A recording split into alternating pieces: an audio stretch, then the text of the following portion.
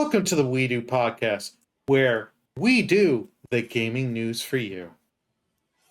And I'm here, Burleyman Gaming. I've been playing some Pokepia, and that game is cozy, chill. If you need to just relax for like 2-3 hours and you want to just kill time and just be looking and being, what do I do? What do I do? I have these objectives, but there's also this objectives, but hey, this area opened up. No, this area opened up. And you have ADHD, you are going to have a good time with that. And then I have started the Fatal Frame 2 remake. Played the first 3 chapters. I'm at the end of chapter 3. They did release a patch, however, the day after the day came out, because the difficulty balance, it sucked.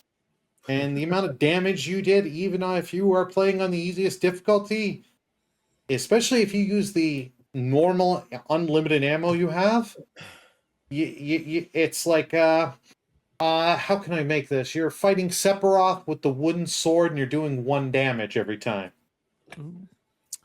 Burley, it's called the grind. Get used to it. Fair enough. But Kirok, what have you been playing? I've been playing a little bit of Atom Fall. I actually started playing it a little while back, put it down. Recently, I picked it back up again. It's, I think it's set in Great Britain. It's kind of like an alternate timeline where some a nuclear holocaust or something. No, not holocaust. Nuclear accident occurs somewhere in Great Britain, and it's great. Like it's you know what it reminds me a lot of? A BioShock, where there's like different factions that come around because of the way things pan out after the nuclear accident that occurs. And what's really cool about the game is that you have to explore areas. It's very, very tight. You have to be very careful or budget your ammo and weapons and things like that. And you have limited inventory space. I'm kind of jumping all over, but it's a really good game. As you go and explore the different areas, and there's multiple different areas, you pick up leads, and those leads kind of point you in a direction, almost like a quest to go and explore a new area. I'm far from being done, but it's a great, really, really fun game, and it looks fantastic. Oh yeah, I've played the first couple of hours of that. I got lucky, gifted a streamer key on that, and I enjoyed my time. I definitely also get very Fallout vibes with it. Yeah, so it's like a mix. Yeah. I played about 6 hours so far. Not a whole lot. Looking forward to putting more time into it. Right on. And Murple, what have you been playing? I've been playing I've been playing a bunch of games, but I'm only going to say 2. A lot of Marvel Rivals, because I need to practice as my GFT Shake. And I want the Ducky costume for him. And I've also been playing a lot of Dragon Quest Reimagined, because that game's still so hard to put down. I think I'm close to being finished, but I don't, because I never played the original, I don't really know where I'm to. I want to say I might be close to the end, but I could be in the middle. I don't know. But it's fun. I love it. Yeah, I want to play more. I probably will play more after. Okay, I think we all know what Murple's going to be doing as soon as we're done recording here. Or maybe more Marvel Rivals, because I'm also addicted to It'll be like, I finished an Island of Dragon Quest, now I got to go play a bunch of matches. So, if you ever want Murple's attention, just send him some Marvel Rival coins. Please send me coins. I think Murple should be playing like Chef Simulator, get the VR goggles and pretend like VR training so he goes to his work. And that's everything. Well, there you go. That's an idea. I kind of like that. No. Get good. Fubu, what have you been playing? Finally, after months of waiting, I'm playing 7 Deadly Sins Origin. If you guys remember, me and Burley, we did a video, I think early December for his channel, where we did a small review of the beta of the game. At the time, I had a lot of good things to say. And I can tell you now that those good things still remain. I love the world, I love the characters, I love the combat system. The thing that I feel the most cheated on, but I Mhm. should be expecting because it's Tencent and it's a gotcha game. I'm finding it very, very, very hard to get the currency that you need to make the summons. When I did the beta, I know at the beta they gave you some, so you see how everything works. I do understand that. Mhm. But even playing the game, the amount of I think it's Stardust. I think that's the name of the currency that you would Mhm. collect from doing quests and opening chests and stuff like that, doing puzzles, which they're very very fun, especially the new ones in the new areas. Um, they would give more. At least my memory of it is they give more. They give more at the beta that they do now. And again, I do understand they're being predatory. I should expect that from this type of game, but so far that's my biggest complaint because I really want that Meliodas on my team. I really want to pack Meliodas. Is my favorite with Escanor. So yeah, I guess the grind is real, and it's gonna be 7 deadly sins. Cool. Right on. And Fryman, what have you been playing? Uh, primarily 2 games. One of against my will, I'll admit. I've been playing mainly. Yeah. You guys know the answer. I've been playing along with Burley. I've also been playing Fatal Frame 2 Remake because that was a game I was definitely looking forward to. I am a fan of the franchise as a whole, and I'm much further on than Burley. I think I'm almost near the end. I enjoy it, but I do have similar criticisms with what Burley mentioned earlier. So hopefully we can get more into that later. But overall, I still enjoy it, especially as a fan of the franchise. And then the other one, as much as I don't want to, I've been playing through Life is Strange Double Exposure in time for the brand new Life is Strange coming out next Thursday. Life is Strange Reunion. I'm not a fan. I've never been a fan, but I'm playing it, so oh well. Oh, So that's was all it? I'll say. Did you lose a bet? Like what happened? Why are you playing it if you don't want to play It was it was a bet where I put it on my throne wish list, and if it gets funded, all right, I'll play it because I've never been a Life is Strange Got fan, it. and I heard as friends who were fans of Life is Strange, that's like the worst one. Got it. So I'm like, hey, how bad could it be? And I didn't think it got funded. It did. I'm like, oh. And then Burley here, guy, well, the second the pre-orders went live and I'm just like, I hate you. You know what? I guess we're Nice. for now. Nice. Hey, with friends like this, who needs enemies? Let's be honest. Yeah, True, who does? very true. You're right. I'm joking. I know. Oh, I know how it I- is. It's for the tease. It's for the tease. That's what we do. We all tease each other. That's For what sure. we do. Oh, he's Well, back. yeah, we've got quite a few different topics few different going on today. So I figured let's get at her. Yeah. Xbox AI is going to play the game for me. Fuck no, as Kirok said in our document here. Yeah. It's like, what? Hang on. I bought the console. I bought the game, and you're gonna play it for me? What the hell are you talking about? I don't know. Well, I think Fryman would be like that. Copilot, play Life is Strange for me, so I don't have to play this cringe no more. I can just watch Yeah, the play- cringe instead. Pilot. So here, I read the article and I I'd kind of rather got most of the gist of it. And basically, this is a patent. Apparently, if you go through the article, it says it's a patent that Xbox kind of put forward a couple years back in 2024.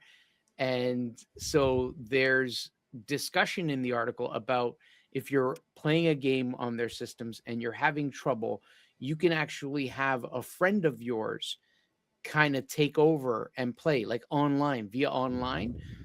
You could do that, or if you wanted, if you didn't have someone who's available, a friend of yours that's online, you could have AI kind of take it over and do the gaming for you to get you past that hurdle, that point that you're stuck at. That's like taking everything right out of it. All the challenge gone, the fun. Exactly. I have Yeah. to just to go in favor a little bit, because you guys know I don't. I'm not the biggest fan of AI, but I think this would be positive for those trophies that. I'm thinking Oh. trophies. Okay, I'm thinking trophies. Okay, Yeah, I'm okay, not that the makes game. sense because I don't Mhm. think in terms of trophies. Go ahead. go I on.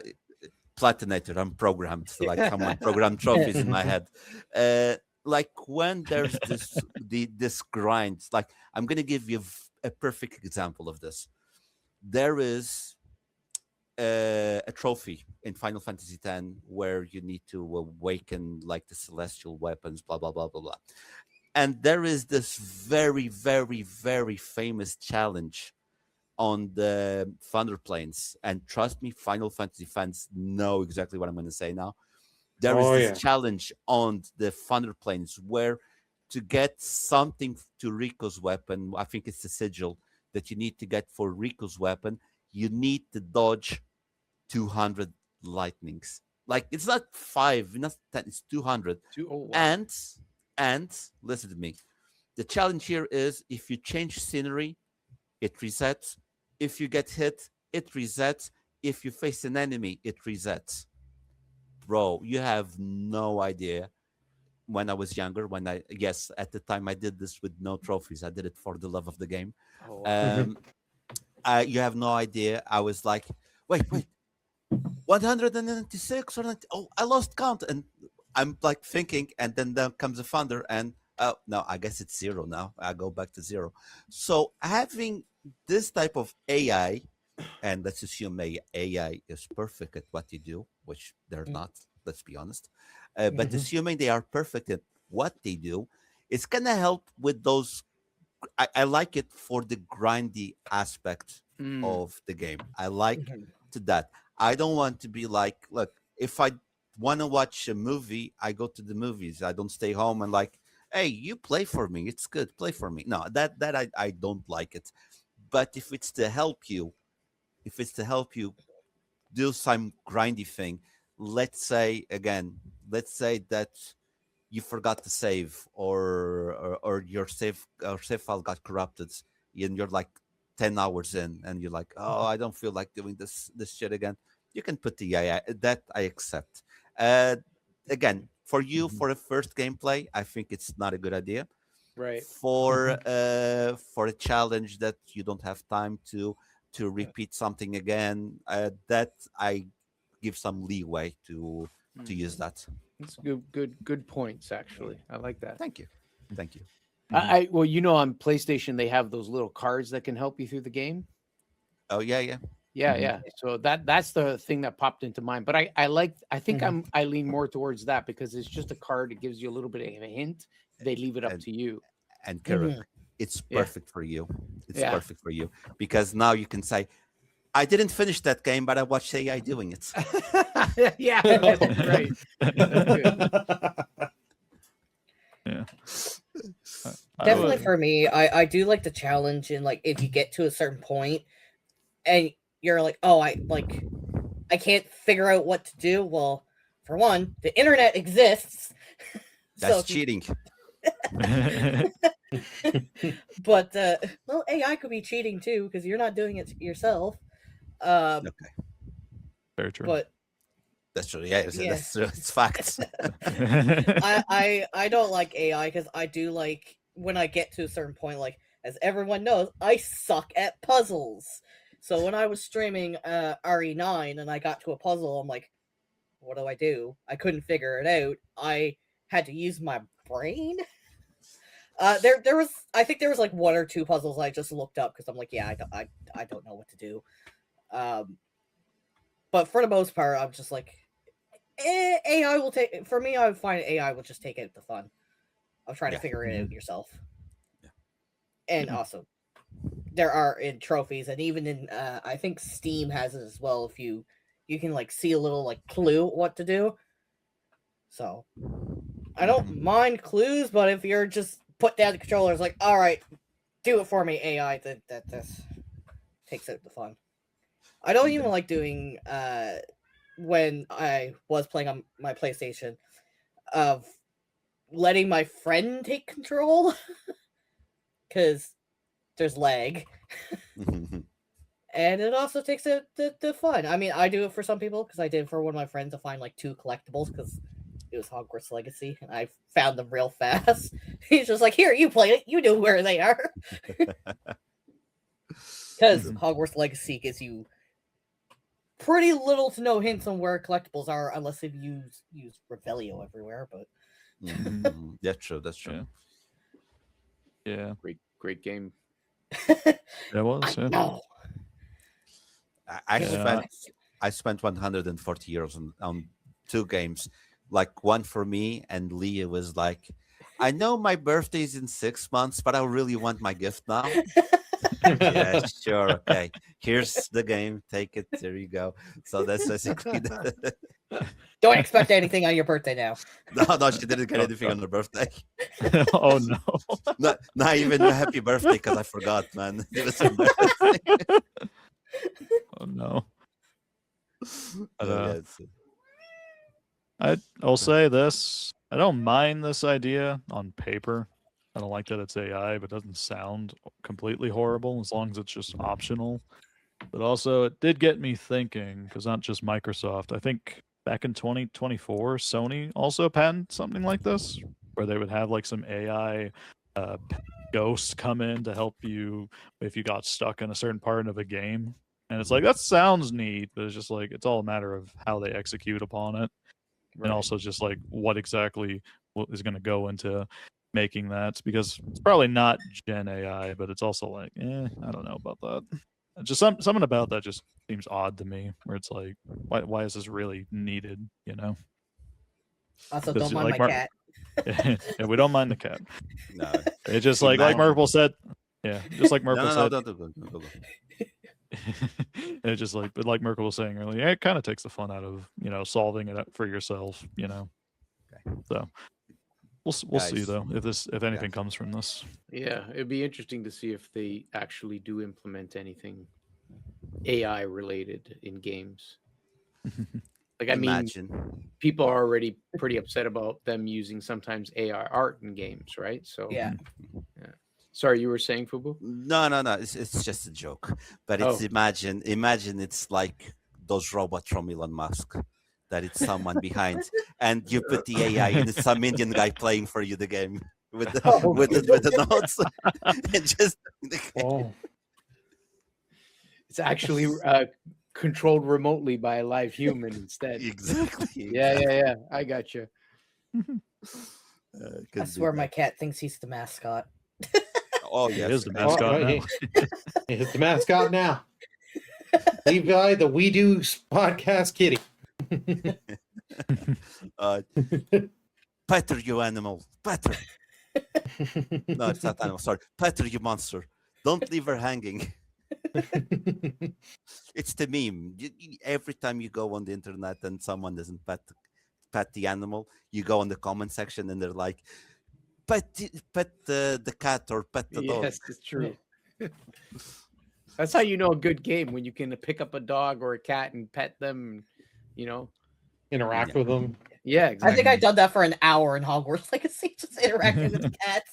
I'm like, cats! And then my own cat decided to look at me like, how dare you? Guys, for me, it's Ghost of Tsushima and the Foxes. Top game for me. Nice. Yeah.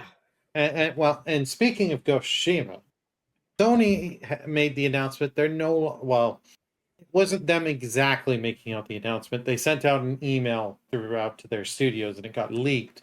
Sony's no longer going to release their biggest PlayStation games on PC, claims report, starting with Ghost of GOTY and as well as Soros.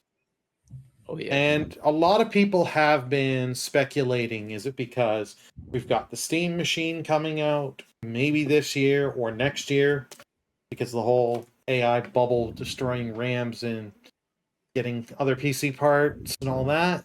And also with the news that'll be the topic of the show, being Project Helix, that that being running Steam and having other like PC-like features. So not wanting to have their games on Xbox.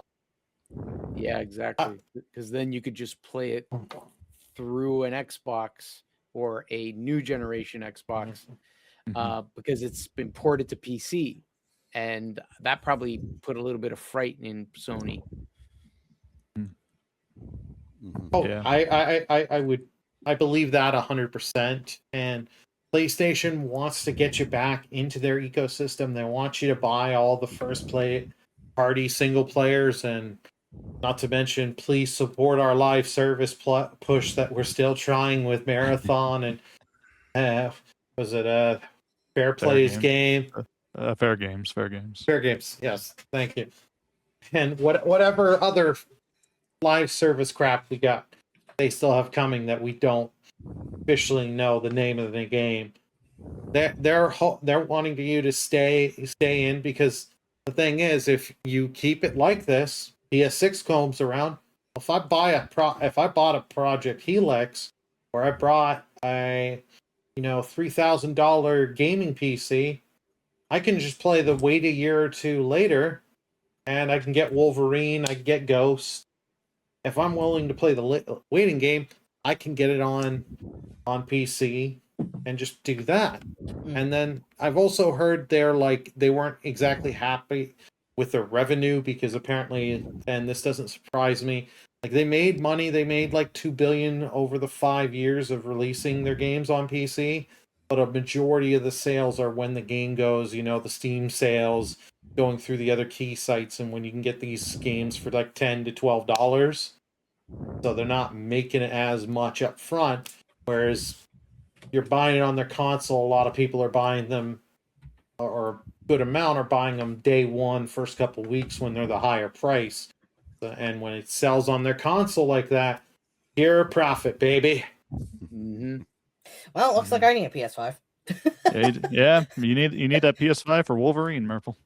Yeah, that's the one game I cannot wait to play. I'm hoping it's good, because Wolverine is like my second favorite X-Men character, but that's not the point.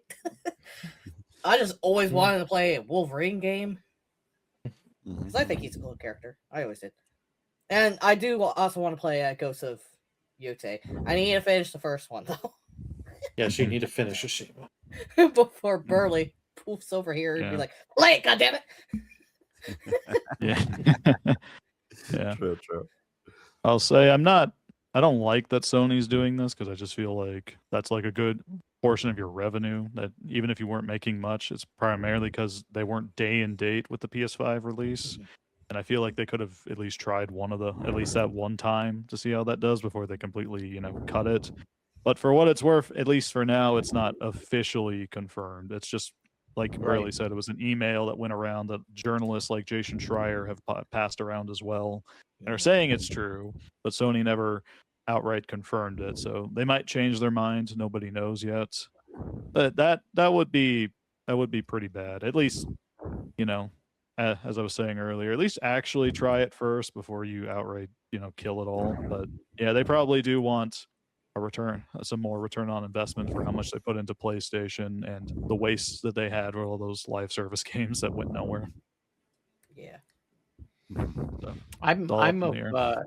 two minds of this, because part of me is like, from a business standpoint, it makes sense that if they have studios that make games, they want to get to the widest audience possible.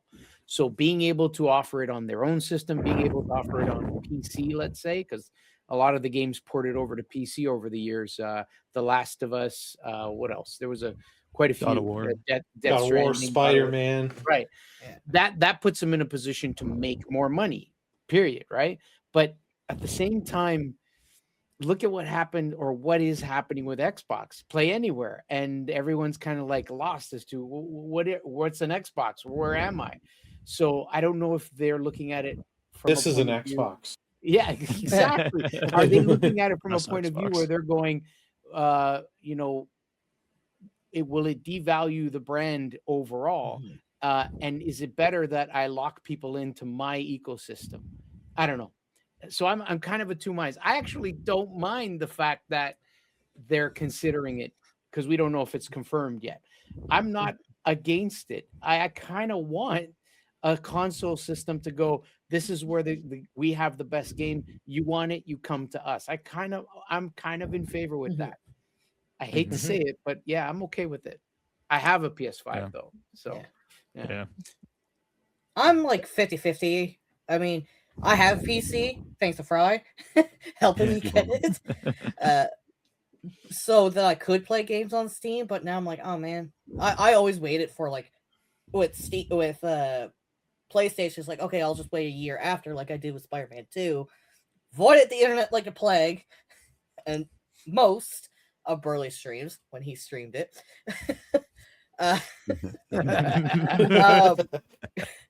So like I'm like, if I have to wait a year for Wolverine, then I'll do it. But I'm not completely against them saying like, well, we want to keep our PlayStation games on PlayStation. We don't want to put it on the Steam because like the article saying most of their revenue seems, and Burley was saying too, most of their revenue kind of comes from PlayStation, not Steam, because they lose a lot of sales from like, CD keys, sales, stuff like that. But that's why I like it, because then I can be like, I can save money. I like saving money. I hear you. Especially here in Canada, where games are like over $100. Yeah, it's crazy. Oh yeah.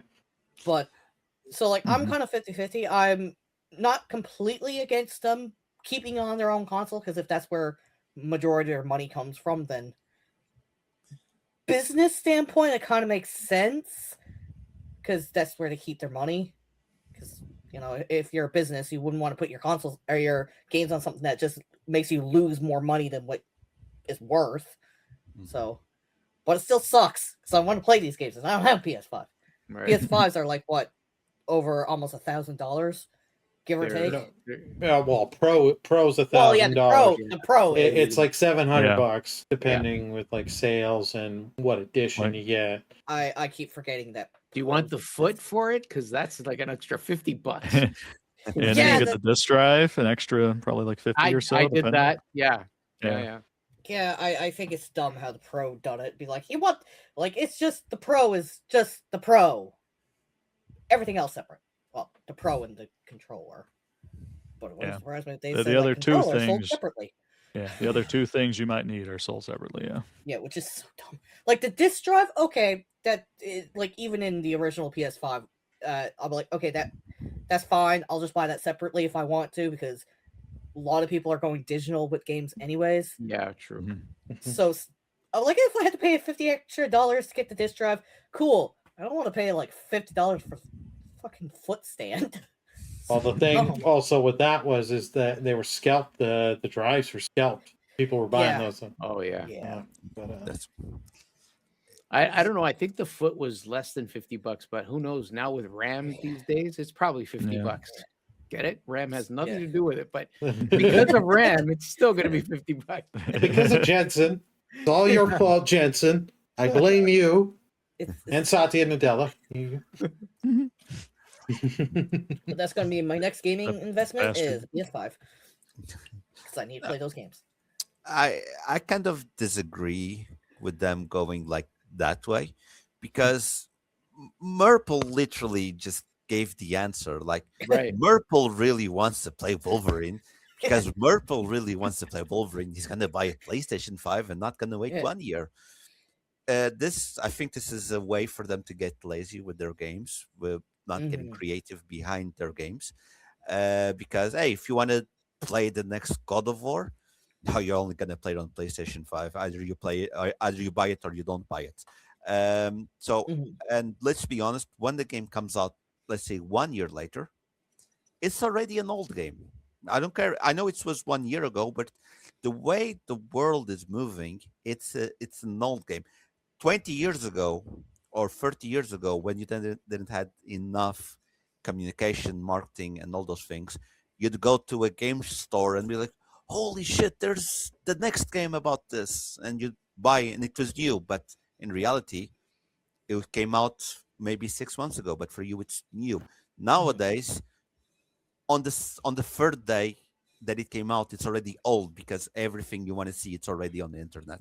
Yeah. You know, everything. Mhm. So it's really stupid, in my opinion, of Sony hoping they would make a lot of money for games that have been out on their flag console 1 or 2 years ago. Everyone knows the story. Everyone knows that Aloy is going to the west and she's going to do this and that and this and that, whatever.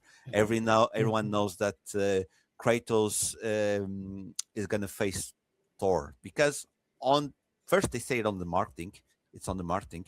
Then, like I said, 2 3 days later, it's everything is on the internet, and people are ready to move on to go. So what they need to do is make it more accessible for everyone, because I think accessibility is something very important. Because not everyone can buy a PlayStation. Right. Like not everyone can buy, and basically you're being a dictator. Like, hey, you play here or you don't play anywhere. Yeah. That's being the dictator in my opinion. I'm not saying release immediately on all. Like if you want to make money, yeah, release everywhere day one, like Xbox is doing with some of their games, I think, or they want to do that at least. But I think restricting only to one console, I don't think that's the best idea. I think if they want to have people faithful to their ecosystem, like they're doing with Merple, create great games, games that people don't want to wait one day to play. They want to play it right away as soon as it comes out. I think that's the solution. It's not taking games away from other platforms. Yeah. Give the consumer at least a Choice. choice of where to buy it. Yeah, because again, it's the word is monopoly. I'm not going to go way long because monopoly, we all know what it is, but it's monopoly. What you're doing is monopoly. They're saying it's enriching their brand with exclusivity, but that's fancy word for monopoly. Yeah. Mhm. That's a good point. Thank you. That's why I'm here. Thank you. I'm here all night. Exactly. I also think they're trying to be more like Nintendo and go back to that mindset of like, okay, we can keep it in our ecosystem. People will come and they'll flock to us because they saw how it went with the Switch 2. It sold millions of units, and Nintendo's the one of the big three that has not changed or faltered their strategy in terms of you can play it on other devices. You want Mario, you want Zelda, you're coming to us, you're giving us money. Yeah. So it's because Fubu, you brought up some amazing points, and you're right. And then Merple, you're a clear example, right? Like you want to play that game, but you can't justify going out and spending the money on a console. But it's weird because I have to give you an example, I have an Xbox Series X, right?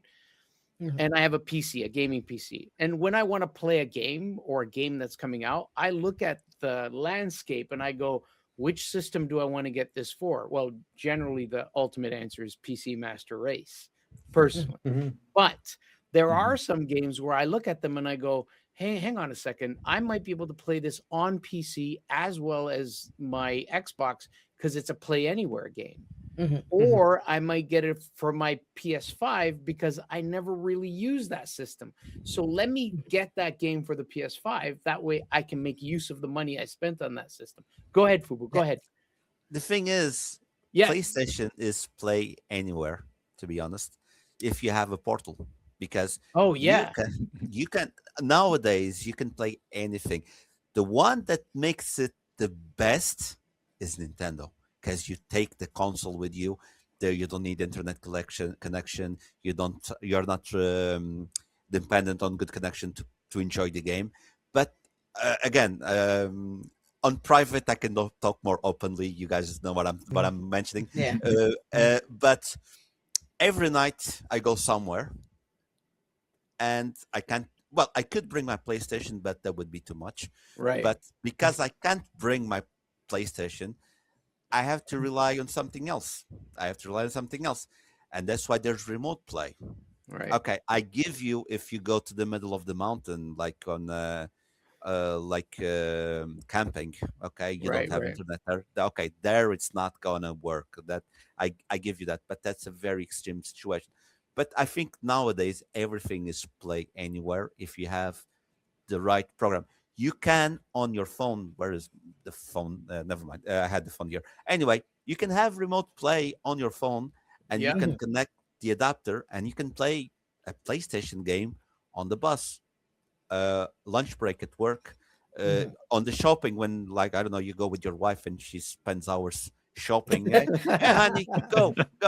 You can do that. You can do that. So I don't think Can you can can I play. buy this $5,000 dress? Yes, honey. Go right ahead. It's all good. No. Yes, Goal! I but- scored the Yeah, AFC. you score. She's like a tiger. She's like going around. He's gonna score now. He's gonna be happy. Can I buy the dress? I scored. Yes. Yeah. Hey, what did I say yes to? And she's off. It's like Then she just gives you the bag and you see the receipt at the end of the day and be like, what did I do? exactly. So now just to go with what you're saying, an Xbox is not play anywhere. Maybe it facilitates you that you can have, like, you put it on the cloud and you can play it on PC, then you can play it on that rogue ally Xbox type thing, Yeah, whatever. Well, you I'm can not a play it on fan the of phone that. too. They You have can play it the on the phone. Yeah, you Nowadays, can on iPad. I've done it on my Mhm. iPad. exactly. So Yeah. nowadays, I don't think play anywhere is an argument, in my opinion, because you can play anywhere. But I do give you the best one to do that, and I think that's the future of gaming for Xbox, PlayStation, and Nintendo will continue the path. Is what Nintendo did with the Switch One, and now with the Switch Two, that hybrid model. Well, okay, I'm going to play a little bit of devil's advocate. What would it be? Hang on. What would you guys think if one day, we know this is never happening, but Nintendo goes, yeah, you could play Mario Galaxy or Mario Remake on PC? Like, It's a pirate's life for me. I mean, people do it now, but that they do it in other ways, Yeah, ways no, that we no, no, don't. no. do. Yeah. But- Yeah. Right, but what what I'm getting at, and then all of Yeah. a sudden they put that out there, and then they pull it away. That Yeah. that'd Oh, be there- pretty bad. there'd be backlash. There will be There would be huge backlash. there'd be right? huge backlash, and Sony is taking L's and taking backlash on this, and Yeah. as they should, because you start doing stuff and you've been doing it for 5 years or almost 6 now, I think. You can't do something, change your marketing, and people know this is the way you've been doing it, and then just pull the rug under people and being like, Over 180. go to my PS5, go to the upcoming PS6 if you want to play this stuff. Me It's like personally, Fubu said. Sorry, Fubu. It's just No, like no, you no, said. it's It's a dictatorship when they Thank do you. that. Yeah. I'll be honest. What you're saying, if I had the Mario game on PC that I could buy on Steam, I'll be honest. I would rather play it on the Switch too, for example, because it would feel wrong. It's weird. It's like you having a Michael Jordan name on a Lakers shirt or jersey. It doesn't make any sense. It's weird. That's for the sports fans out there. So so that's basically it. Like, there's some stuff that it's weird. Like, I'm playing, like I told you guys, I got Gears of War for the PlayStation. And you guys have no idea. The first time I booted that game up and it shows the Xbox logo, I was like, whoa, this looks weird. No, I'm serious. Like, whoa, this looks weird. And the same thing when you go with Helldivers on Xbox. You can play Helldivers. Yeah, that's on Xbox. Wait, what's there? Oh, yeah, you have it as well. On PS5. Yeah. On PS5. Yep, I had to get it physically. I had a gift card at the one store, but I was like, oh my god, like because when it came out Friday, I streamed it together and did it because if you had the OG Ultimate Edition on the Xbox One, they gave it to you for Xbox Series and PC. But I was like, I have to get the disc copy for the PS5 because it's just too funny to have. You have to have it. Yeah. Barely. Mhm. And this is perfect because let's say tomorrow Xbox says no more games on other platforms, only on Xbox, and they pull the Gears of War from the PlayStation Store, no more productions. That game, which it's still in the plastic, is gonna double or triple in value Yeah. because Oh yeah. it is something unique to well, not unique, there's copies, but you know what I mean, rare to find. Yeah. Yeah. No more. But yeah, in my opinion, I think, look, again, I'm going to finish my part. You guys can continue. I'm just going to finish my part. Like third-party studio games, yeah, all consoles. First-party games from PlayStation. I'm going to say PlayStation going on PC. It's okay.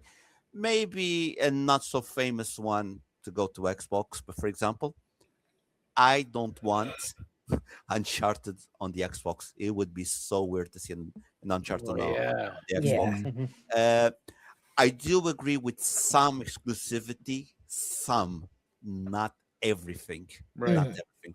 You have Mhm. like your most precious IP, okay, keep it for you. That is value to the brand.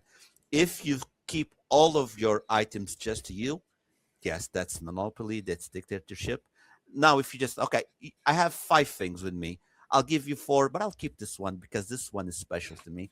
That's Yeah. what brings value to the brand, to the platform, and doesn't make you look like a dictator. Yeah. Right. Thank you. A good one.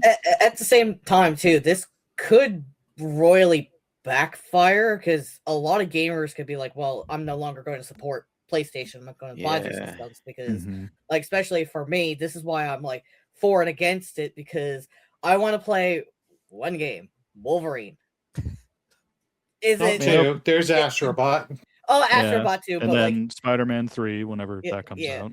But like, if And the they next say, Uncharted as well. So yeah, And God of but War. like, Don't forget that. Don't forget that one. but like, if they say Cool. like we're no longer going to like port this onto the PS5 or onto the PC and leave it for PS5, like for right now, there's only one game I want to play. Can I really justify dishing out like $700 to $800 in Right. additional of how much the game would be just to play one game?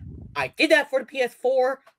I kind of regret it doing it. Like I have other games now for the PS4, but like at the time I bought a PS4 for one game only, and that kind of sucked. I should have actually What- looked at the wider library. Murphle, what I game have was good it? news for you. Nunakuni 2. Oh, It's for that's other good. consoles. Oh, I yeah, know that, yeah. but, like, But That is a good Murphle, game. I have a very good news for you. PlayStation, Sony is leasing PlayStation 5s. You can lease a PlayStation 5, play Wolverine, and then give it back. just be like, I'm Yeah. just gonna borrow your PS5. All right, I played the game. You can take it back. There you go. Problem solved. But like, yeah, that's why I'm like for and against it because like I'm against it because like if you're saying like I can no longer play PlayStation games on my PC, then that's going to suck because I don't want to dish out a whole lot of money for like only a handful of games because for me I find that's not really worth it. Other people might be different. But at the same time, I'm then like, well, if you're losing money to the point like you could go highly doubt that I'll ever go bankrupt, but like have to start laying off a lot of people because they have low income, then I'm like, Like I said, I'm kind of like right there on the fence where I'm not 100% against it, but not 100% for it. I could see both the pros and the cons of it in a sense, Mhm. but it still sucks because I still want to play Wolverine and Rise of Hydra. But God knows when that'll come out. Murple, and I have good news for you. You can play Wolverine on YouTube. You go there, press play, and it starts going. All right, Boo, stream it. Yeah. All right, Burley, stream it. Help them out, guys. Even though I know Burley will stream it anyways. You got two good. You got 2 people to watch. All right, stream it, Fry. Alrighty, Okay, anybody fine. got anything else on this PlayStation PC? I think we're all good here. Yeah, I think I put my grievances out. We're good. This is while Burley's preparing. This is like therapy for me because I watch so many things, and instead of holding inside and giving me a heart attack, I come here and just start saying, complaining about stuff, and that's very therapeutic for me. If you it's stream good. it Fry, you don't have to do Life is Strange. That game's not coming out for a long time. No, Life no, is no. Strange is He's out still next got to week. do Life is Strange. I paid money for that. Yeah. If they I both paid came top out the dollar same for time, that. if they both came out in September, I'll make one a priority. Yes. I had to do Shadows. He's got to do Life is Strange. But Damn it, let's Burley. be honest. The way things are going, he's already living through Life is Strange because World is strange Yeah. at the moment. Yeah, let's. Okay, Sadly, yeah. okay. The next stuff, I've just got the Metacritic up here for Crimson Desert because there was also the article that was on IGN.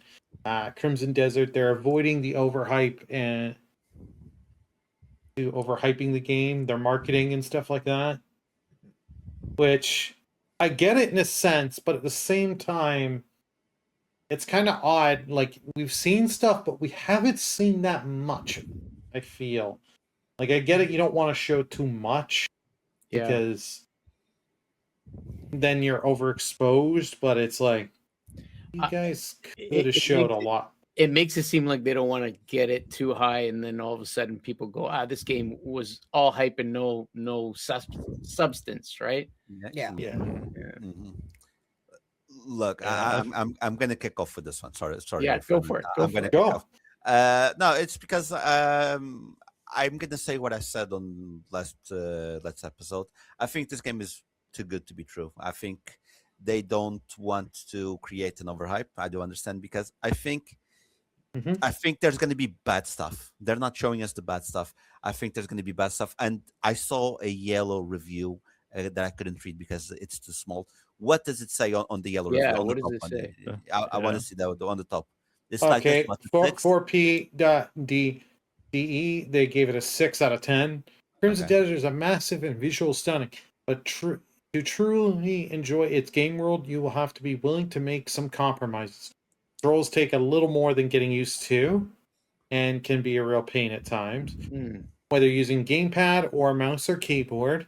What about a typewriter controller? Come on. Come on the now. quest design and gameplay audience are among the worst I've experienced in a long time. The story leaves me completely cold.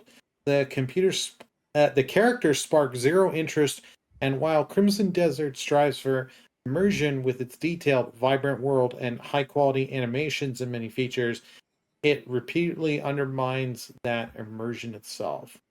So I'm wondering with this, if you can change the controller binding, like if you can change the controller binding, you can at least get it to the way you want.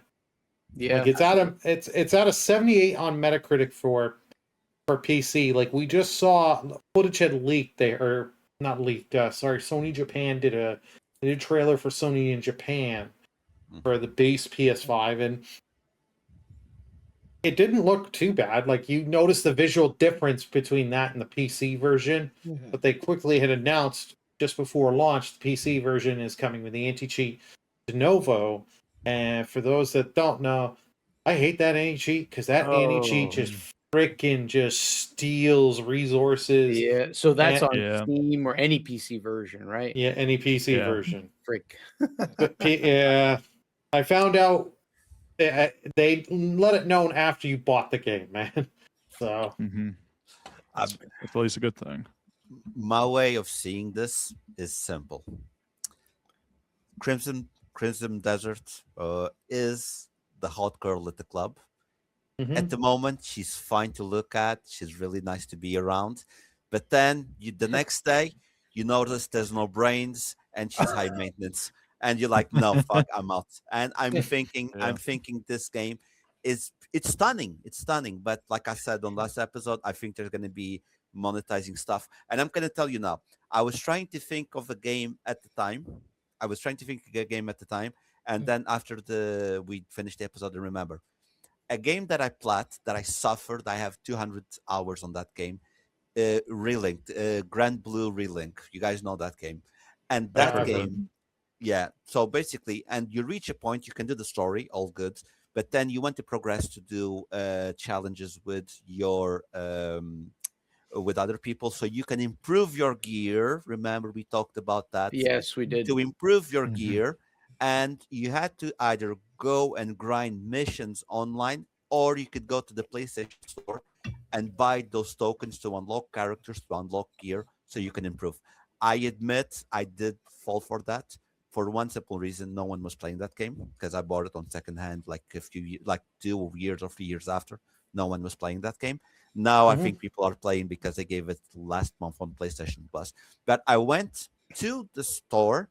I spent not that much money, like €5, getting those items so I can unlock some characters to get trophy, to unlock some items to improve my gear, so I could go and do the higher missions, so I could finish like the game 100%. That's what I'm thinking that's gonna happen. Again, beautiful on the first, the hot girl at the club. She's beautiful.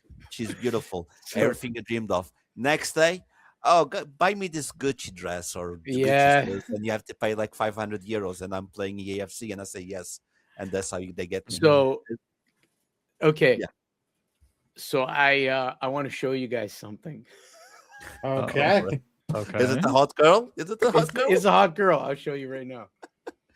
Oh, Ooh. that actually looks cool. I can't Nice. see what that is. It's That's hard the to see. I'm deluxe. sorry. It's the No, no. deluxe edition. Hang on, let me lower my lights a little. It didn't Wait. help. Oh yeah. I think it's the It's the chroma. That's why. yeah, it's Um, probably that. Yeah. So I'm not supposed to have this, but Oops. I got contacts. Oh, So okay. I do have it, and you're 100% right, Fubu, because I never even heard of the game. Okay, so here I'm going to give you my background. I never even heard of the game up until like less than a month ago, maybe 3 weeks ago, right? Mm. And I hear Crimson Desert, and I'm going, oh, okay, Crimson Desert. And in my head, because I have played Black Desert online. Mhm. It didn't click when I first heard the name, but I'm going, man, why is it two games that have the word desert in the name, right? And then it was a friend at work who had exposed me to Crimson Desert. Apparently, they've shown it off 6 years ago, and I didn't even know. I didn't even realize about it. So I started watching some more on it, some videos. They were releasing more trailers as the date started to approach, and I was like, I wonder if this is part of the same universe as Black Desert. Then I had to do a little research, and I realized it was. It's the same universe. It's a prequel, I think, and it is a single player versus a MMORPG like Black Desert Online. And I'm going to be completely honest. You hit the nail on the head. I saw the girl in the club. She was beautiful. And I was like, okay, you know what? Come with me. Come on, let's go. So I had to get it. And now I'm going to play it. I'll be able to let you know if any of the concerns you have are valid. Like, is it a shiny coat of paint? And I'm going to get into it. And then at the bottom, I'm going to go, holy cow, this is full of nothing but microtransactions. Or am I going to go, actually, the system, the weapon system or the combat system is really fantastic. You got to try this. I'm actually interested in what will happen myself. So we'll see. Look. Sorry, because this game is confusing me a lot, because you're flying a dragon, then you're flying a robot, and then you're flying. Yeah. It's- Agreed, 100%. Like I- I see videos of stuff that are flying around, mechanical things, and I'm going, what, in a fantasy game? I know. It's Yeah. it's the hot girl. It's a girl, but then you put the panties out and it's a dong there. So it's No, hang on. We haven't got that far yet. No. We haven't got that far yet. It's a hot girl, and she takes off the fake eyelashes, and she takes off the fake lips, and she takes off the fake, and then maybe there's a dog. I was gonna go with the old thing of she puts you're doing the online dating, got a pictures like she's Scarlett Johansson kind of thing, and then you go meet her. She's even shorter, 300 pounds, a different, like Completely different person. person. Yeah. Yeah. No, but you understand, like it's a joke and it landed great. But it's the thing, like, why is there a robot in the game that's it seems to show that it's purely fantasy where you're flying Yeah, dragons. no, I agree 100%, but It's that's also confusing. what piqued my interest. So, But again, I'm telling you now, and I'm saying this for everyone. I hope Mhm. that I'm wrong. I want a game that gets me crazy, that doesn't go all the bad things that I'm thinking that it might happen. I Yeah. want a game. I don't want. I know this is something that we might talk, but I want this game to be like, is this a game of the year? I want people to say not the best graphics. I want it to be consistent from graphics to storyline to Yes. activities. I want a rich game so we can. Yeah. And I'm afraid because they're not showing more from that, and I'm gonna give you an example. And I'm sorry, I know I'm talking way too much, but it's No, because go, go, go. It's good. I'm No. happy that I'm here with you guys. You guys remember when it happened with GTA 5? They released GTA 5. That was the best marketing that I've seen in the game in years. They were showing you the online, everything that you can do in the online. You can do this, you can do that, you can do that. This one, you're just showing you combat, reversal, and a robot. They're not explaining. Like, it's not, there's something missing in there. For me, it's not clicking. Mm. That I hope then when Kirok makes the Chrism Desert review, I hope it clicks for me, and I say, okay, I Mhm. was wrong. This game is something I need to get now. Mhm. I'm gonna watch Kirok before Yeah. I buy it. Yeah, I'm. Sorry, I might Kirok, you're pick gonna it be up. my test run. I'm Yeah. curious to see what it's like. Like, I'm a sucker for games that are open world and have like the graphics look incredible on the videos I've watched. But Mhm. I do want story. For me, the biggest and most important thing in any game Mhm. is the story behind it. I'm a sucker for story. And Yeah. if it doesn't really have a story and I'm aimlessly going from one place to another in this massive expanse, I'll lose interest real fast. And then I just don't finish it Yeah. as usual. Yeah. That's Well, where in the you case use of the this AI one, it won't be correctly. your fault. Oh, then I'll use the It probably AI. won't. Use the AI. Yeah. I'm still interested in this game myself. I've just kind of been waiting on it for a bit. I'm definitely, now that I've seen the reviews, I'm just kind of like, I still want to try it, but I'm still gonna hold off at least for a little bit, and whatnot. But I'm definitely curious to see how it is, based on what I get out of it when I inevitably try it, whenever that is. Whether or not I beat it, though, who knows? Because it seems like this is not really a game you're gonna play much to actually beat it, based on everything I've heard and seen about it. You know what? It's funny because in the videos I've watched and reviews I've watched, no one really says, "Oh, I reached the end of the game at this point." Like, kind of what you're Oh, talking about or what yeah, you're yeah. alluding to, Fubu. Like, Yeah. is there an ending to this game? Like, you could probably, like any other open world game, continue to play it after you reach the end of the main storyline.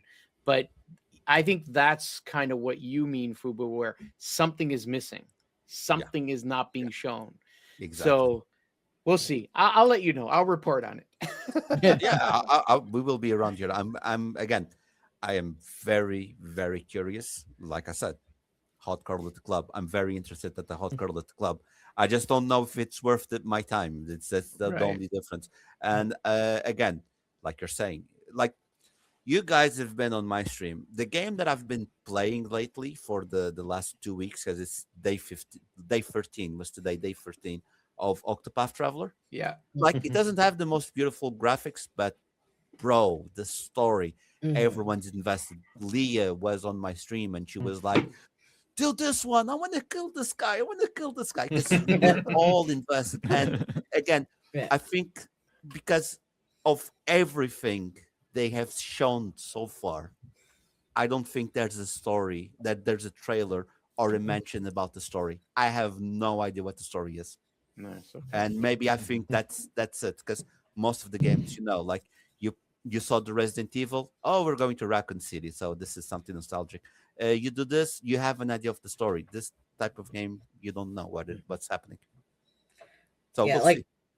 especially for me too. Like I don't generally care about the graphics or really like combat or anything like that. As long as the story is good and can like hook me, everything else is that can come later. Like one of my all-time favorites still is The Witcher 1. Again, I love Witcher way too much. The Witcher 1 does not have the best graphics, especially it has the infinite glitch of Geralt's face going all weird. But the story in it is still good, and that's all I care about. I don't care about the graphics. Then obviously when you get to The Witcher 3, the graphics is a lot more better. Yeah. But it as long as the story is good, I don't care about the graphics. And so far with Crimson Desert, all I see is, hey, look how great our graphics are. Okay, cool. What is the story, though? Yeah. Like, give me the story. Well, look how giant open this field is, Marple. Yeah, and I'm Or like, look at this combat where I can do a suplex and sumo slam on somebody during a combo. yeah, I'm like, okay, all that's cool and all, but like, what is your story? What is the objective of your main, like, the main protagonist doing? Like, if you don't tell me that, then I kind of lose interest. And like, if a game don't hook me within the first like 30 minutes of their story, I'm gonna lose interest. That's why, again, I like Expedition 33 so much. Oh my god, bro, that's not the best example because that's one of the best games out there. Like within the first 30 minutes, Fry was there for it. Yeah. Like it hooked me real fast. I'm like, okay, I want to learn more what's going on, and yeah. I won't say the whole story. I'm going to give you the example of Expedition. Like I was streaming something. I don't know. I don't even know what I was streaming. And again, Leah, which is one of the reasons I do a lot of stuff, she goes like, but you have Expedition, play Expedition. Okay, like when women start nagging, you just go, yes, okay. And I started. Yeah, it's true. They do. Yeah. She's gonna make me pay later. Don't worry. The thing is, Burley's going like, yeah, you're fucked. Oh. And the thing is, and I started playing, and I kind of knew what the combat system was. I was like, whoa, this is interesting. And again, first 30 minutes. And then when I do the full thing, fight the mime, and I go, and it's the first homage that you see and everything, I swear I was, goosebumps, everywhere, everywhere. I was like, holy shit, this is so good. Because there was mystery, there was stakes, there was a lot, and I'm like, yeah, we're going to continue this next stream. And I streamed all of that. I did a lot of things offline, like I generally do. Grinding, like grinding on offline, so everything is easier when I'm playing the game. But again, story is very important in this game. And again, this is therapy I was talking before. I'm realizing what's my issue with the game. It's I don't know what the story is, and the story is something's important. Yep. And like, I'm admittedly a little afraid of that myself. Honestly. And like even when I play like Dragon Dogma, because I got into that series because I watched Kirok stream it, I was like, oh, what is this series? And then like even that kind of hooked me in like the first like 30 minutes, even though I didn't know what was going on. Still, I'm like, okay, what is this? What is this? But it still gave me a sense of keep on going. Yeah, it gave you the hook right at the start of the game, and that's why you want to keep playing it. Yeah, I'm like, I don't know what's going on, and if Crimson Desert don't give me that hook, then I'm like, I'm just gonna watch people stream it. I'll watch them suffer. I think it's kind of safe at this point. We're all just waiting till the game releases, hearing from people like Kirok that are going to play the game and seeing and review it. I'm sorry, usually Kirok, not you're a good reviewer, but we'll see. Sorry, Kirok, you're a guinea pig for us. I might get it too. Yeah, we can both review it, maybe. Okay. Well, you'll both be my guinea pigs. You're welcome. Yeah, especially when Life is Strange comes around. Yeah, I know. I won't be your guinea pig for that. You'll be there. You'll be there watching me suffer, though. Oh yeah, it's fun. Hang on, I want to see what's in this box real quick. Hang on. Oh, unboxing. Okay. No, I'm not gonna unbox it. No. Let's see. Full box. Desert paper. You got a couple cool things like last night. What? Okay. No, I was gonna say I. Go ahead. Thought we lost you for a second. No, I just went quiet because I didn't want to overtalk on him. Oh, no, it's okay. I was gonna say, I saw I saw it yesterday, and I thought of picking it up because they became in stock, the deluxe edition on Amazon. But I'm just Oh, like, is this going to be one of these games where the deluxe edition is cool and got all these goodies, and the yeah. game is not for me? And I'm like, Yeah. I wasted like $130. Yeah, I know what you mean. So there's a Mhm. pin, a Crimson Desert Cliff brooch pin, Crimson Desert patches, Crimson Desert paper map, Crimson Desert steelbook, and Oh. one dong. Oh, okay. I Yeah, I think think there's I'm already right. enough. I'm right. There's a dunk.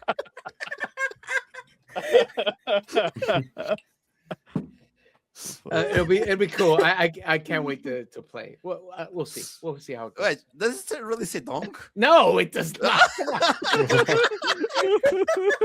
Who was like, come on, Now I please need tell to me it's get true. it. Please, it's so I need to get it. That's Okay, on that note, I think that's enough of the whole Crimson Desert. And we had this article here for Polygon, and you know what? Resident Evil Requiem has done enough to start the Game of the Year conversation. But not only are its reviews good, it's still selling. It's already past 6 million sales. The reviews have been great. I'm not surprised. Like in the review video that we did, me for Murple, Great. I said, great like, I one. gave this a 9 out of 10, and I said this is my Game of the Year running so far because they did it's such a good job with the gameplay, the story, the differences between Leon and Grace. Every time I played this game, when I put it down, I was like, I want to keep playing, but because I have to be a responsible adult, I have to stop. But like, I Yeah. just kept playing, and like, this was my main game for like 4 streams in a row. We just kept playing it, kept playing it. And even though I finished and beat the game, I'm still wanting and playing it more, doing more stuff. And like, they've announced later in the year, we've got some story DLC, some other content, other modes they're adding to the game because Capcom is like, hey, we've got a hot game here, doing well, selling well. Mhm. People are liking this. People are talking about this. Could be Game of the Year. This is Game of the Year material. Yeah, we're gonna keep this going. I think from what I've read, this is the best-selling Resident Evil game, like, for a long time. I think it beats all the other Resident Evils. It's out. fastest selling. Yeah, fastest fastest fast. selling. Yeah, no, That- the thank you. bestest one. I think the bestest one is RE7, if I'm not mistaken. Oh, I think okay, that's thank you. like that's the one that has like the highest sales of all time for the most Okay, part. thank you. This is the fastest one. My bad, Yeah. my bad. Uh, But like, for me too, yeah, this is definitely my game of the year too. So far, I have to see what else would come in this year. Depending on if I can play Wolverine, it might be that one. But so far it's definitely this one because like this is getting me into like even though never played any of the other ones, this is making me want to get into this series of Resident Evil. Mhm. Even though Mhm. this That's good. probably is not still like I even said in the review, this is probably not the best game to start because where it makes so many callbacks to all of like the other Resident Evil games. But even within the callbacks, like sure I didn't get them, but like it made me want to go play them to see where these mhm. callbacks came from. Like with the well, I'm not going to say any spoilers actually, just in case. Like one part Go of like watch an the area review. you go to. Yeah, go watch the review. One of the areas that you go back to, I knew about it, but like I didn't really know a whole lot of the significance to the fan base. Mhm. And now I'm like, I need to play it. I need to play it Mhm. more. Yeah, And like yeah. I had trouble putting this game down. Like I beat it on stream. I got the bad ending. Mhm. Then I got to go the ending afterwards. But like now I have Resident Evil 2, thanks Fry. Mhm. And I somehow had Biohazard. Don't know how I got it, but I have it. And He now has I'm it like, though. I need to play them, but I keep going back to playing Resident Evil 9 just to get like trophies or achievements, as they're called on Steam. But yeah, I can't put this game down either. So Mm-hmm. if I had to vote on a game, if this was nominated, this would grab my vote. Mm-hmm. Unless if Wolverine's in there. Wolverine's good then. Yeah. Yeah. Yeah. And then I would have to choose. Yeah. But I definitely agree with both Burley and Merple. Definitely my game of the year for now, and for all I know, it could be, depending on how the rest of the year goes.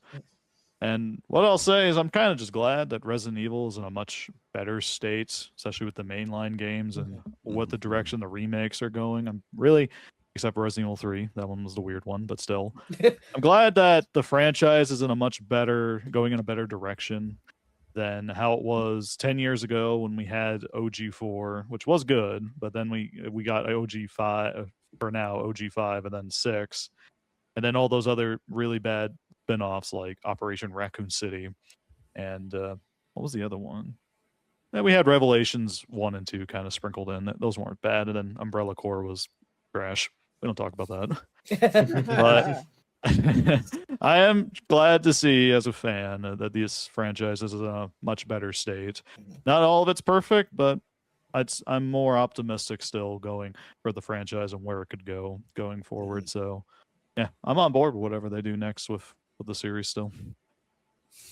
Especially for me saying this is my game of the year. For someone who don't play horror games, because I'm a little baby when it comes to horror, as a lot of my clips will show on my stream.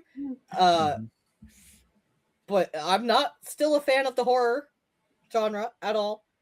Even though I still have to play Silent Hill 2. We'll make you a fan. Yeah. But yeah, I'm definitely a fan of Resident Evil, despite me not being a whole fan of horror. This game had a good balance of horror and non-horror elements. I'm still playing more though. And then you'll hear me scream like a little baby once I play more horror games.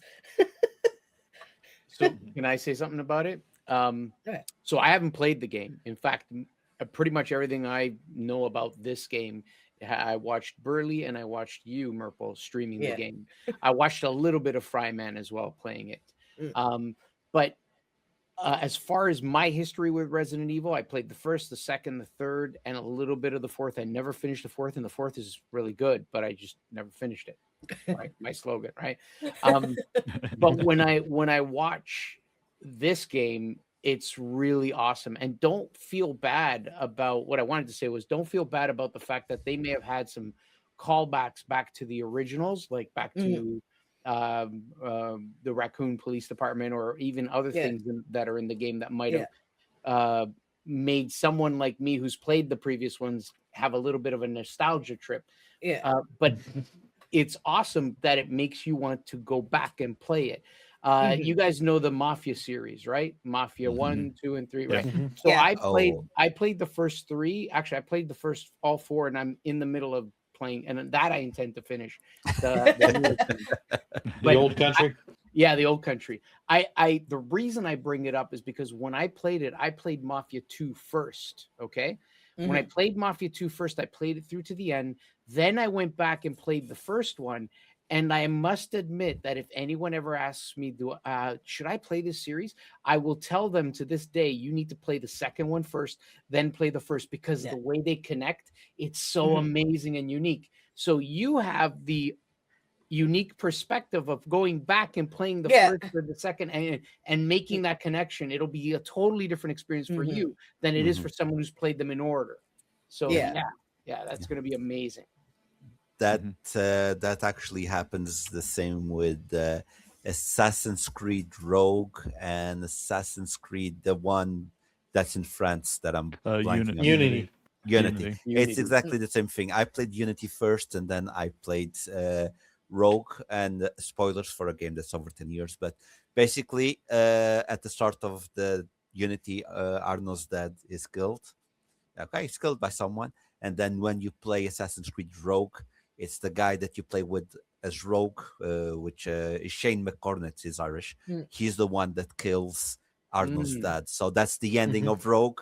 So it leads immediately to the beginning of Unity. And I never experienced that because at the time I didn't play Mafia 1 or 2, only one. Mhm. So when that happened, it kind of blew my mind when that happened. yeah, Then I experienced when I played Mafia 2, and I saw like I immediately recognized because Mafia 1 was like, oh my god, it connects to the first one. So that's brilliant. Mhm. But as always, I'm here to burst your bubble, guys. Oh no. Resident Evil is a great game. But did you know Resident Evil 9 is Metal Gear 4? It is Metal Gear 4. what do you mean?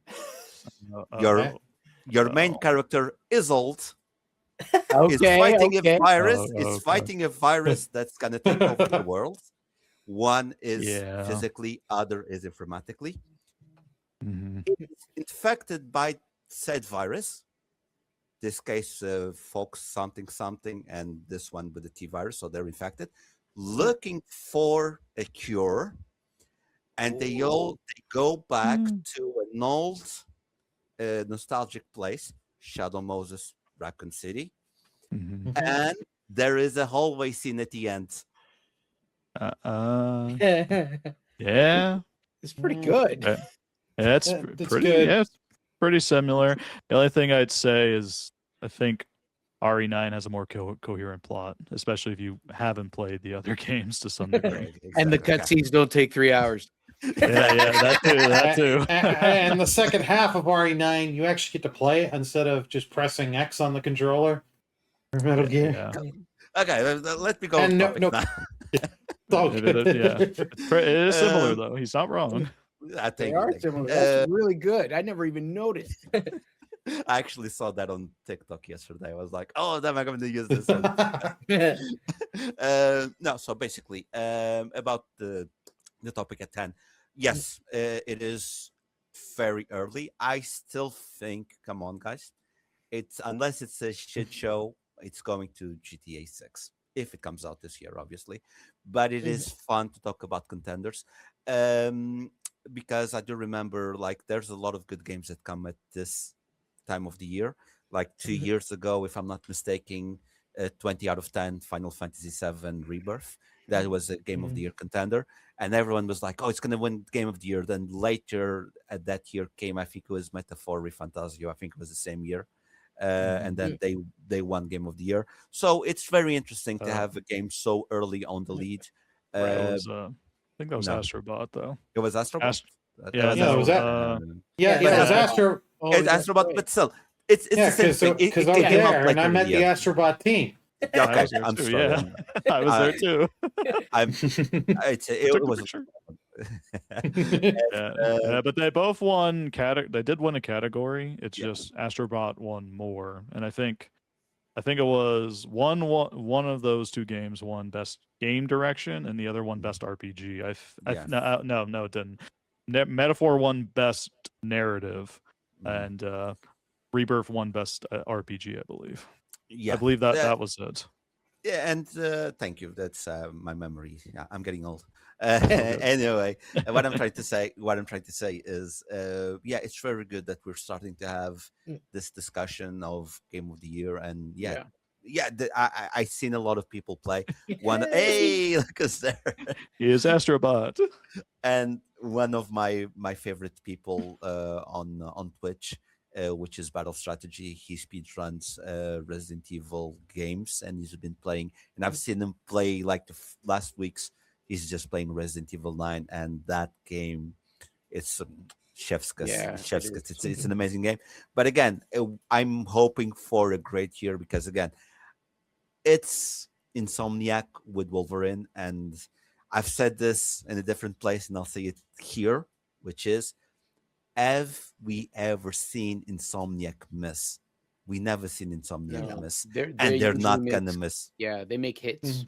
No, they make hits. So it's gonna be a Game of the Year contender. Wolverine is going to be a Game of the Year contender for sure. GTA 6, which I even before it's out, I think it's gonna be a contender, if not the winner. And what excites me the most is those games that we don't know that are coming out and they're going to be a Game of the Year contender. Those are the ones that I like the most. Like Astrobot, I played Astrobot. I never in my mind I thought it was going to be a Game of the Year contender. Nonetheless, win. But when that game came out and I experienced that game, I was like, whoa, this is Mhm. way too good. This is way too good. So those are the ones that I'm most excited.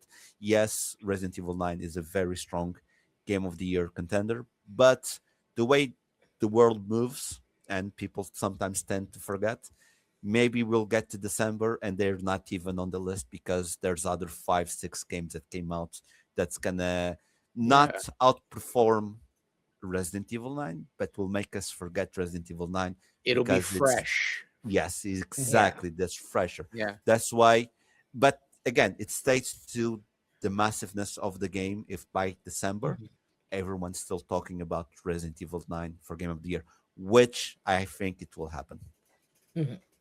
I'm in agreement. I think that Resident Evil 9 is a huge contender for Game of the Year. And you're right, Fubu, in that there's still how many more months? Another 9 months remaining, right? Things can change. Actually, I've already pre-ordered it's not a remake, but it's the reimagining of Fable. Oh yeah, yeah, Oh, yeah. Right? New There's Fable, yeah. another huge yeah. thing. For all I know, this could be amazing. All right. Yeah. Who knows? It could be crap. Yeah. But to your point, there's still a lot of time, and something might drop in September, October, be fresh in people's minds, even though it may not be better, and still knock this one off the podium. Yeah. Right. So, but this one's definitely good.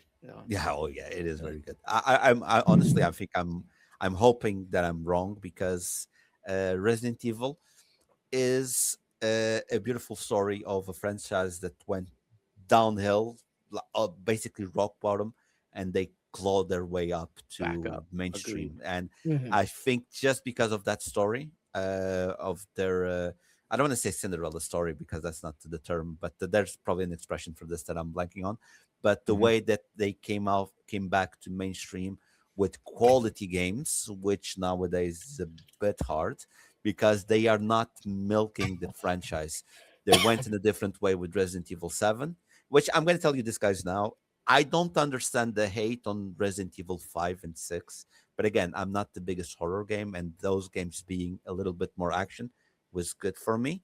I don't understand the hate, but I do understand if people. I respect. That's what I'm gonna say. I respect if people don't like it, but I do understand in terms of sales, gameplay, story. It was downhill for the hardcore fans. It was but the way they came back with 7, 8, now 9.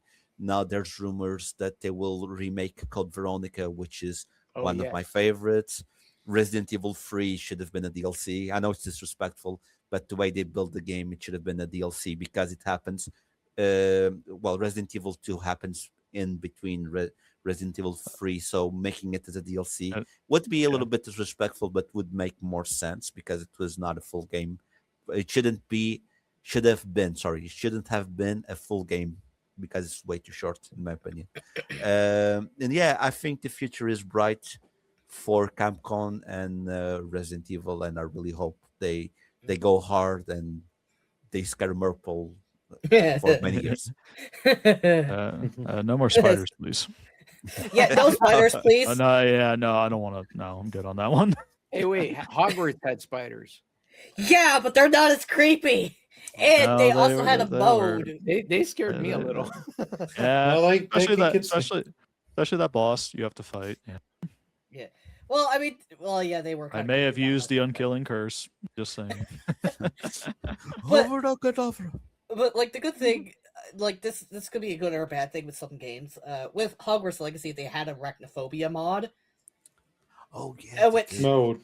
or mode. Thank you. Mode. Thank you, mode. I said mod by accident.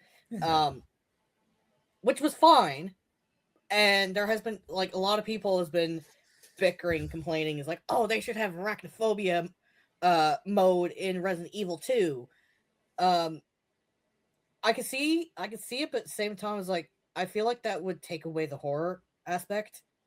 Because Yeah, they should have done what we all knew what they should have done, or removed it completely. yeah, because I think they took away the spiders that was in like Resident Evil 2 The remake. Yeah, like Yeah, the, the remakes of 2. of 2 and 3. Yeah, they removed. No, 2 them. and 3. Yeah. Actually- Which is fine. Like, I wouldn't mind That if was they a good had idea. it. Guys, but you play on PC. You can mod it to change the spiders for My Little Ponies. Yeah. And just- I Honest already tank seen mods. engine stuff I, like Or I, that. just I was about to frickin' say I already Shrek. seen mods. I already seen mods of the I love spider those. turning into Thomas the Tank Engine. Oh gosh. I'm Oh like, I yeah, don't there know was a what's couple worse. days in. They already had that. I was in your stream, Fryman, when you encountered the spider, Yeah. and it was Yeah. it I was remember. great. It was great to watch. Yeah. I'm glad you guys enjoyed that. I did not. Yeah. Especially when those little fuckers came back. I didn't want to deal with those either.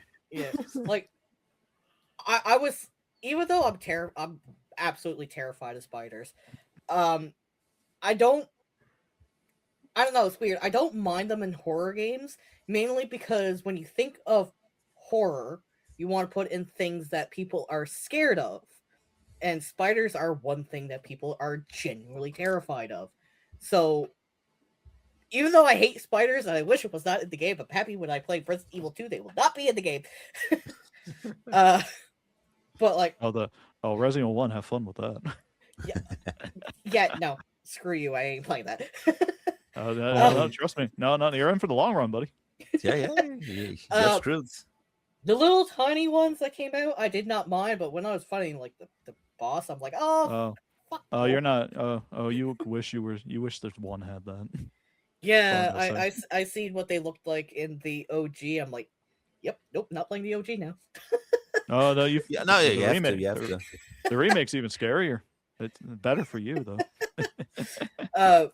Yeah, that's why I didn't really mind spiders in that one. That's why I look at those comments of like people like refunding the game and putting bad reviews because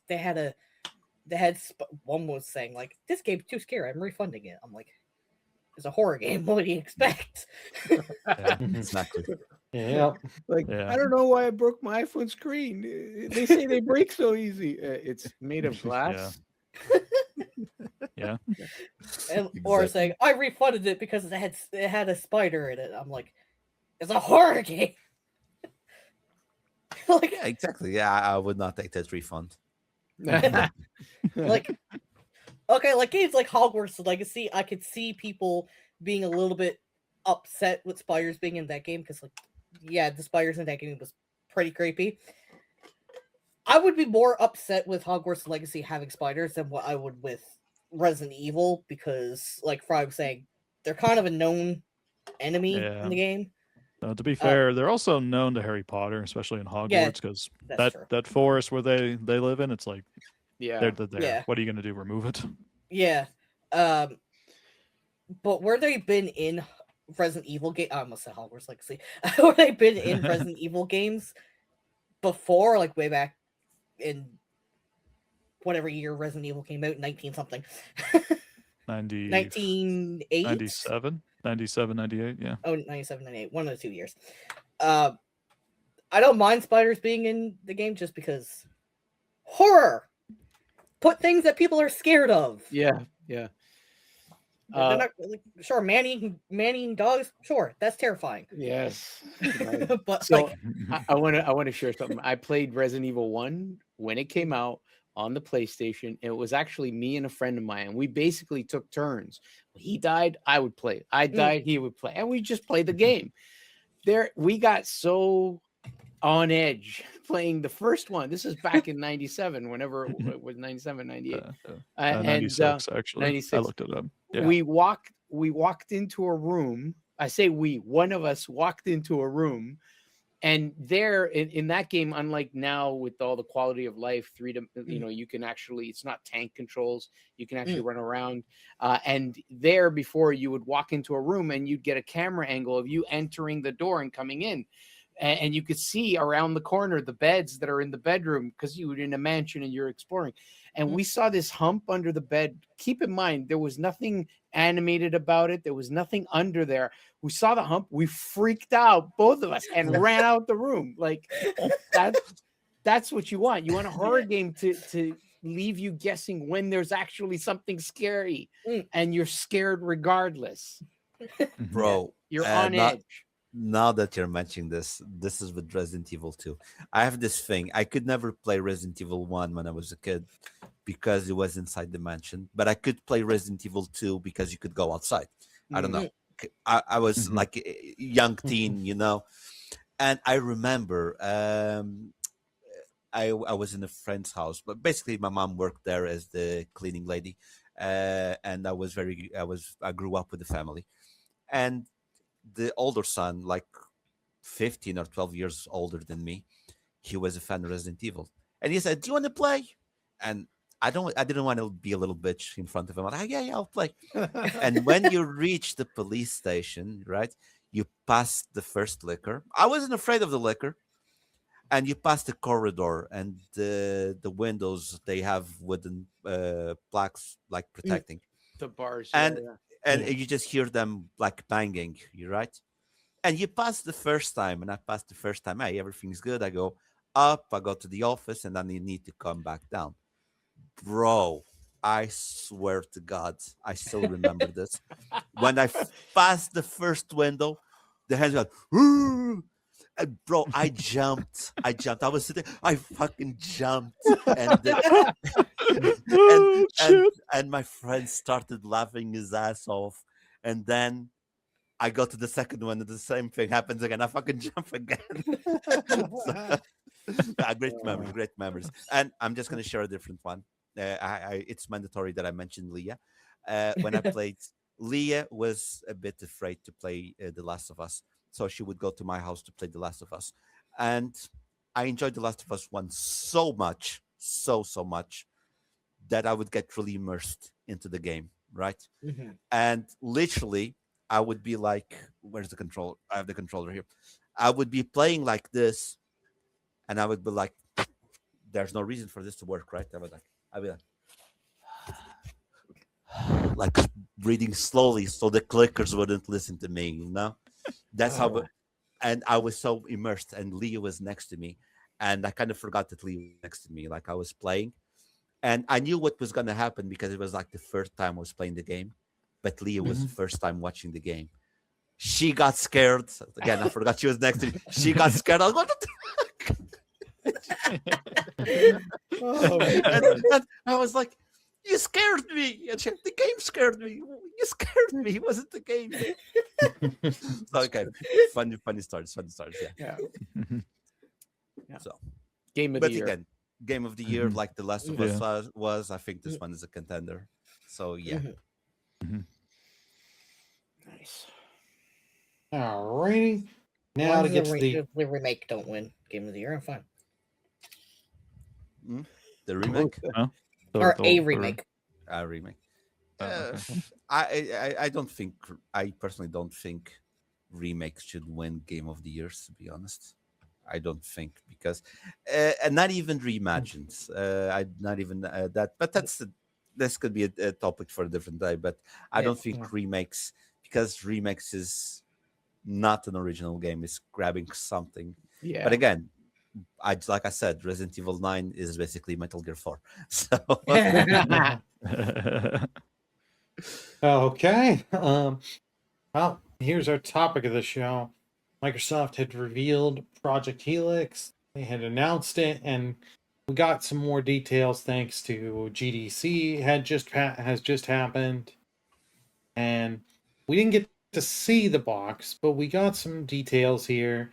It's being powered by an AMD SoC, co-designed for the next generation of DirectX, next gen ray tracing and performance capabilities, GPU directed work graph execution, AMD FSR Next Plus, Project Helix, built for next generation of neural rendering, next generation of ML upscaling, new ML multi-frame generation, next gen regeneration for RT and path tracing, as well as we get the little image here that leaked from it. Plays your Xbox and PC games powered by, and just showing you all the stuff that I had read there. So, yeah. Project. This is a very interesting thing because it's like, okay, Xbox, we said even on the last episode, they're not in a good place. they've started going back and deleting the "this is an Xbox" campaign, because that has hurt the brand. Because if this is an Xbox, nothing is an Xbox. And it's like, okay, you've got this new device here that you've got coming, but it's going to play PC games. And my fear, like, it's neat, but my fear of this is, okay, this is going to be Windows still. And one of the things I heard with the ROG Ally X and all that is, oh, well, I want to just download and start playing games. Oh no, I got to do driver updates to the and do the updates to the Microsoft Store apps like the calculator. Because yeah, on my gaming handheld, I really got to be like, oh, I got to be able to pull out the calculator. It's not like we've got phones in 2026 and actual calculators to do that. By God, I have to do it on this device. Like them having Microsoft having Windows on this scares the hell out of me, and especially as someone that uses Windows for just daily use and having to use it in the work environment, and how Windows updates have gone for the last couple of months. It's not been good. I would love to tell you differently, but has not been good, and it's like, it scares me. And then this thing's supposed to have power behind it, and it's gonna, like, everyone's like saying this is gonna be more powerful than a PS6 and all that, but we don't have actual specs, so you take all that with a grain of salt. But there's people rumoring that this is gonna go for $900 US to $1,200 US. And another thing, if you have Steam and stuff like that on other storefronts on this, why would you buy from Microsoft? I would be buying my games through Steam instead of buying it through the Xbox store. Because also, remember, Microsoft is like Google. They kill shit all the time. Right. Yep. And they used to have a thing, Windows Live for gaming. Killed that completely. And it's like, if things don't go well with Xbox, do you really expect the Xbox storefront to stay around? And if you bought the game instead of buying it on Steam, where you can get cheaper, go to key sites and all that, and save yourself some money, do you expect that? Like, I know Steam's going to be around because Valve makes too much goddamn money. They're not going to be like, well, we have all the money in the world right now at this point. We're good. We're just not going to take any more. That ain't gonna happen. Of course not. Yeah, I'd like to hear from you all. All this sounds good on paper, but obviously the price is still to be a thing down the road to consider. But also, for me anyway, it's like I just don't see a reason to own an Xbox. Like, it's saying it's cool that, you know, you can play your PC games, but like you mentioned, the ROG Ally X, or even then, it's like I have a family member who owns it, and even though he got to play some of the games on the library, the same games he owns on Steam on his ROG Ally X, there were some games he couldn't play at all still. So you're still kind of limited in that regard if they go that route with the OS. Just overall, it's like, I'm just not really all that. It could be powerful, but I see no reason to get this unless it's priced accordingly and you're into that ecosystem still. Yeah, I don't play Xbox games. Yeah, but just hearing this also does seem like it is kind of it's kind of like what Valve is already trying to do, at least with the Steam machine, if it ever comes out, or the Gabe Cube, as everyone calls it. The Gabe Cube. The Gabe Cube. I love that one. Yeah. So at least on paper, it sounds like that's what they're trying to do, just probably at a much higher cost and obviously higher specs, given they're talking about ray tracing and ray regeneration, multi-frame generation. It's like, yeah, those aren't exactly something you're just going to just put the time into and sell it for the price of a Nintendo Switch too. So at least in the US, a Nintendo Switch too, but still. But yeah, otherwise it could be cool, but I need more. I need to wait and see more, but ultimately I probably won't end up buying it. Yeah. Look, I'm gonna be 100% honest with you guys. Mhm. I didn't read this news, so I have no idea. Cool.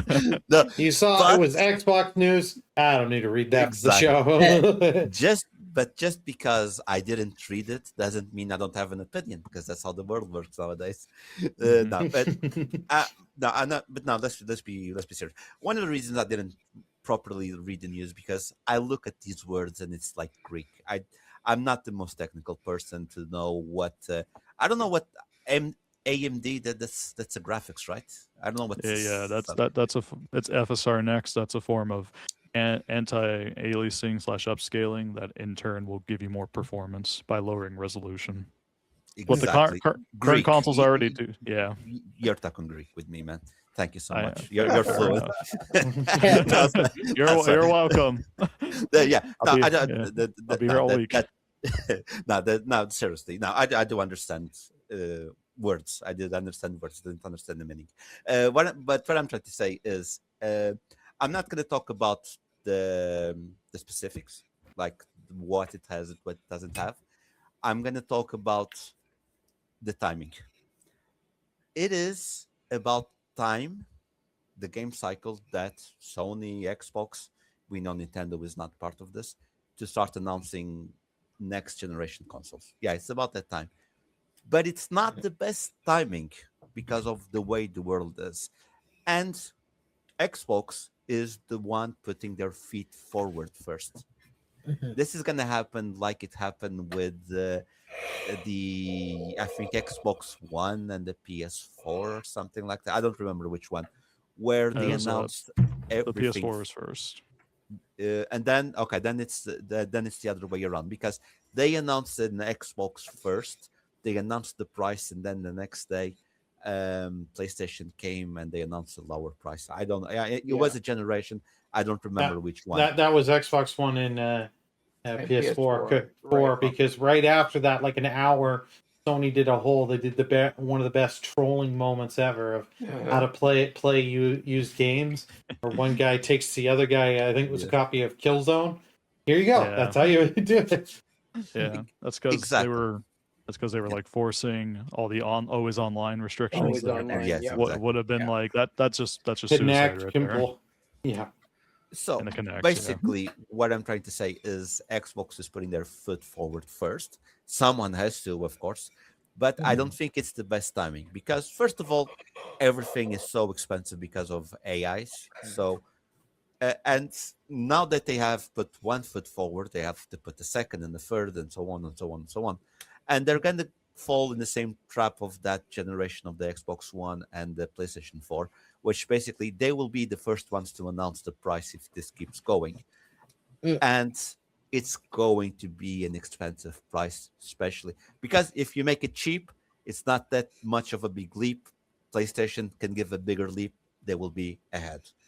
If Xbox tells you has a big leap but has a big price, I swear, and this is a tactic, Sony is going to be like, and I'm going to use my F word for the episode.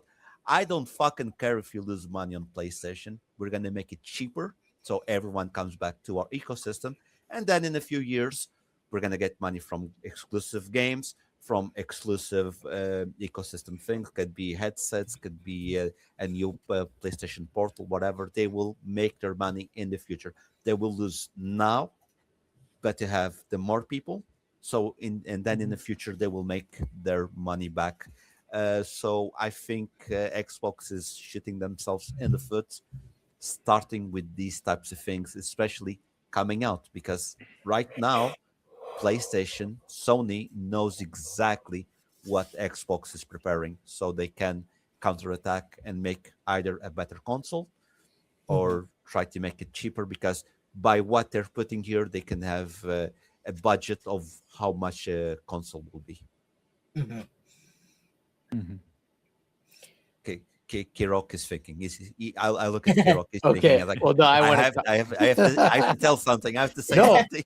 Actually, I think you hit the nail on the head, especially that moment when they went to Xbox One and it had to be always online, and then all of a sudden PlayStation comes out and goes, "What are you talking about? This is how you borrow games. This is how our system, and it's cheaper." From that moment forward, they've been trying to catch up, and they just have not been able to do it. Mhm. They've tried all kinds of things, including the Xbox is anywhere, play anywhere or any devices in Xbox, and it's just not worked. It's hurt them in the long run. They are mentioning this now.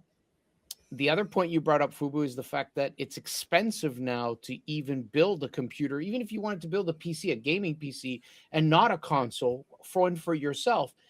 You're spending a ton of money because of the way hardware prices have shot up. So, that being the case, I mean, the Xbox, whatever it is, Helix project, is not going to be immune to that. It's going to need RAM. It's going to need SSD, NVMe SSD, or maybe SSD flash chips soldered right to the board. That's probably what they'll do. And that stuff right now is very expensive.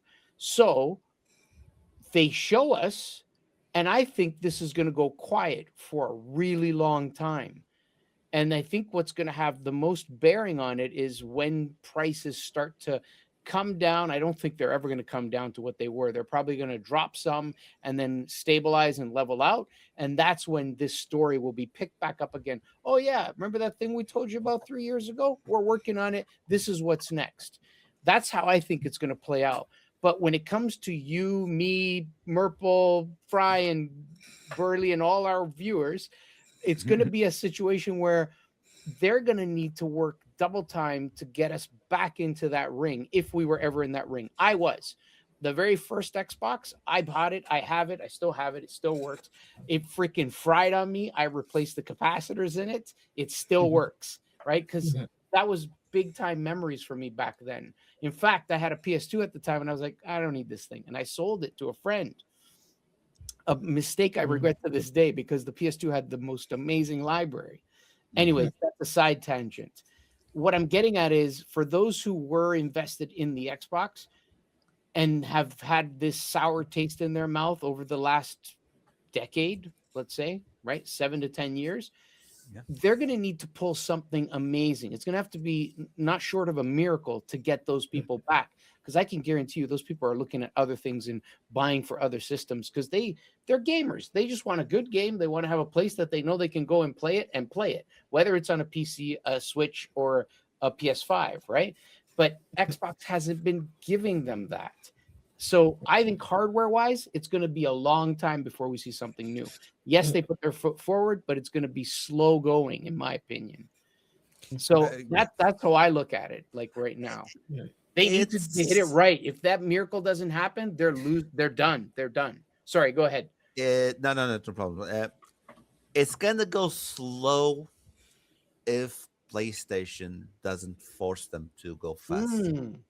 That's the problem. I didn't even think of that. Yeah. But the thing is, I don't think PlayStation will want to go fast as well, because let's be honest, that's just because they're willing to lose money doesn't mean they want to lose. They want to lose money. But if they're going to be like, let's see who has the bigger balls, so they might force that. And if they force that, and Xbox, Microsoft doesn't go forward, they're going to look weak.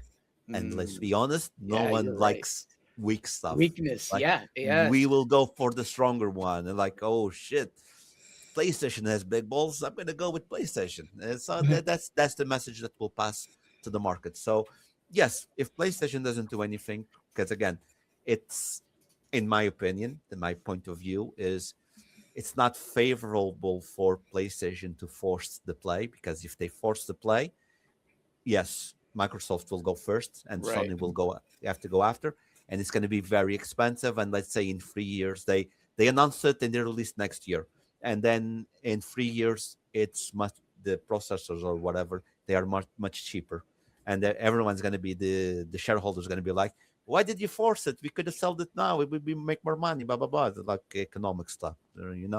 There's always that pressure. So that's why I'm telling you, it's not in their best interest to force, but if they want to show dominance on the market, they would force.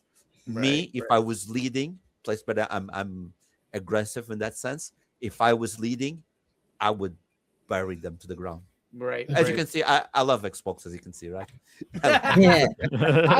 I like at one point I liked them way better. In fact, they came out with achievements first. They came out Mhm. with Xbox Live first. And when Sony started bringing on PSN and trophies, I was like, what are these guys doing? They're like copycats. Yeah, That was my honest view at that time. yeah. But they've come a long way, and they have a great system now, and their online works really well, like really good as well. It's like it's like somebody innovated and the other ones not only matched but improved, and the one that innovated and made it first fell. You know, Yeah. it's so Yes. bad. It just sucks. 'Cause That They, you they know feel like they made it, and then they don't have to do any more work. that that is very similarly to what, but this is smart. But what Netflix did, like Netflix was the first one to do the streaming series and Mm. stuff, and a lot of people who started matching what they were doing. Mhm. And but then Netflix was smart enough, like, okay, they're doing the same as us and better because they have the IPs and whatever. You know what? We're gonna pivot. That's when they started doing stand-up specials. They started doing those crime dramas or documentaries. Yeah. They started, and people stayed, and other like HBO. I think HBO, great IP. It's not getting very well managed. Always changing brands. Mhm. You have, I think it's Peacock from NBC. What is that? I don't even know what that is. It's Yeah. like, Yeah. so yeah, it is a shame that Xbox couldn't innovate in that sense. Like, So like hopefully, you're what Helix will be is that innovation. I mean, they really need it. yeah, they do. They need to do something because, like we said last episode, I'm gonna say it now, and I'm gonna say in future episodes for sure. Competition is good. Mhm. We Mhm. want competition. I joke that I want to bury Xbox. Of course, I don't want to bury Xbox because if Mhm. let's now be real, if Sony it doesn't have competition, because again, I don't consider Nintendo to be competition because Nintendo is Mhm. doing their own thing. It's Right. different. Mhm. If Sony doesn't, PlayStation doesn't have competition, then they will be the dictators around, you know. Yeah. So Yeah. yeah, that's my thoughts on that. But again, I hope Sony doesn't force. Now, seriously, without jokes, I hope Sony doesn't force Xbox to shoot themselves in the foot because we do need Xbox. Well, innovation is nice, but the thing Xbox has not had in so long is games. Yeah. This Yeah. generation, both them and Sony have squandered this generation. This generation could have been a lot better. I think we all can agree and stuff. But Wolverine. yeah, Wolverine. there've been great games, and Xbox has had a couple, but Xbox has struggled. They spent all they were willing to throw money at any studio and be like, buy it Yeah. and be like, here, you want $200 million? Here you go, we'll write you the check and give you the cash, and not beyond them. They let Redfall go out, and if you looked at that game before, like they did a good structured video at one of their Xbox events and made you think, okay, this game's going to be good. And then when it came out, it was like, okay, what you showed us here and what came out, two different goddamn things. Yeah. And it is like, Mhm. no, you did that. You sold us a bill of goods there. They had multiple instances with that. They screwed around with Halo. Like I don't know how 343 or now Halo Studios, if Sony owned that studio and they fucked up as much as they did under Sony, Sony would have shut their ass down years ago. But Microsoft, because Halo's our biggest brand, you know what? Kill Halo Studios because it ain't doing anything for you. If you want Halo to be around, go give it to the Coalition or other studios you have that can at least make a game, and a game comes out. It may not exactly be what you want, but they at least make good enough on their promises. Unlike Halo Studios that can't deliver. You can prove me wrong, Halo Studios, when you make a game that actually works and what you Okay. promise. Like It's not nice to say, but I've been saying it for years on this studio, and it's like Xbox needs those killer apps. They need to give you the reason why you need to come to us. And if you don't have games, you could make the box $100 for, and give me 2 years of Game Pass, right up Game Pass Ultimate. And if I'm gonna be like, well, there's nothing to play on this that my PS5 can't play, what's the point? Exactly. Yeah, I remember when they bought up all those studios, and I was like, "Oh, stuff's gonna be cooking. Give it 5 years." It's been like 8, 9 years. No, all bad. Nothing. Zero. I mean, there's 1 or 2 games that have come out, I'd say, that are okay. Like Hi-Fi Rush, I still think is their best game they've had in a while. Okay. Yeah, But that then was and then on the flip side, we had a game like Redfall, which, yeah. And then Starfield was after that, and I'm like, okay. Well, now it's going to be good because coming on PS5. Oh yeah, of course, of course, it's on the better console. But it makes me worry about Bethesda. Sorry, go ahead. It's just, no. I like Bethesda, so I'm worried now about them. But yeah, I mean, don't worry. They released Skyrim on the PlayStation 6 and the other one. They're gonna be good. Yeah. Maybe if we're lucky, a Fallout 3 and New Vegas remaster. Well, 3 remastered is been After- confirmed. Quote unquote, yeah. At this point, yeah, it's all but confirmed. New Vegas would be nice, though. Yeah. Let's be honest. You guys have seen the memes coming out with the NVIDIA DLSS 5 something. Oh yes. Yeah. Just put Fallout 3 and New Vegas on that thing. It's gonna look brand new. It's good. You don't need a remake. Oh. Don't give Todd Howard ideas, Fubu. Yeah, he already did it with Starfield. We don't need it with Fallout. Look, or Elder Scrolls 6 if that ever comes out. Yeah, from what I heard, he's like, I was hoping people forgot that I announced this. Yeah, we had nothing when we said that announcement. Yeah, it literally has just we just had a photoshopped image. Yeah, I was hoping that people would have forgot about this. Nope. And then we can make a proper announcement. I'm like, no, people's gonna remember announcements of like your biggest titles. Todd Howard, don't be an idiot. Look, you can say what you want to say, but the way they saved Fallout 76, that's good because that's came out. So it's supposed to be like an online game. It was very bad at the start, but nowadays it's a very playable game. You were there. Yeah. Okay. I was there day one. I even knew people that bought the freaking helmet for the Vault Hunter or the Brotherhood of Steel helmet. Sorry, and I was just like, that's cool. Game of shit. I'm sure it's better now that it's free to play. I probably have my copy lying around somewhere for Fallout 76. That was fun. Yeah, I need to play Fallout. I haven't played any of them. Oh, you need a lot of time to play that. 3 and New Vegas are the 2 if you're gonna play any Fallout games. Yeah, I've been told to play New Vegas. And I'm like, I'll get around to it eventually. I pray that remasters. I just pray that remaster is real. That would be nice because every port of that is kind of trash. Yeah. I think the remaster is real because it's something easy to do, something that's going to print money.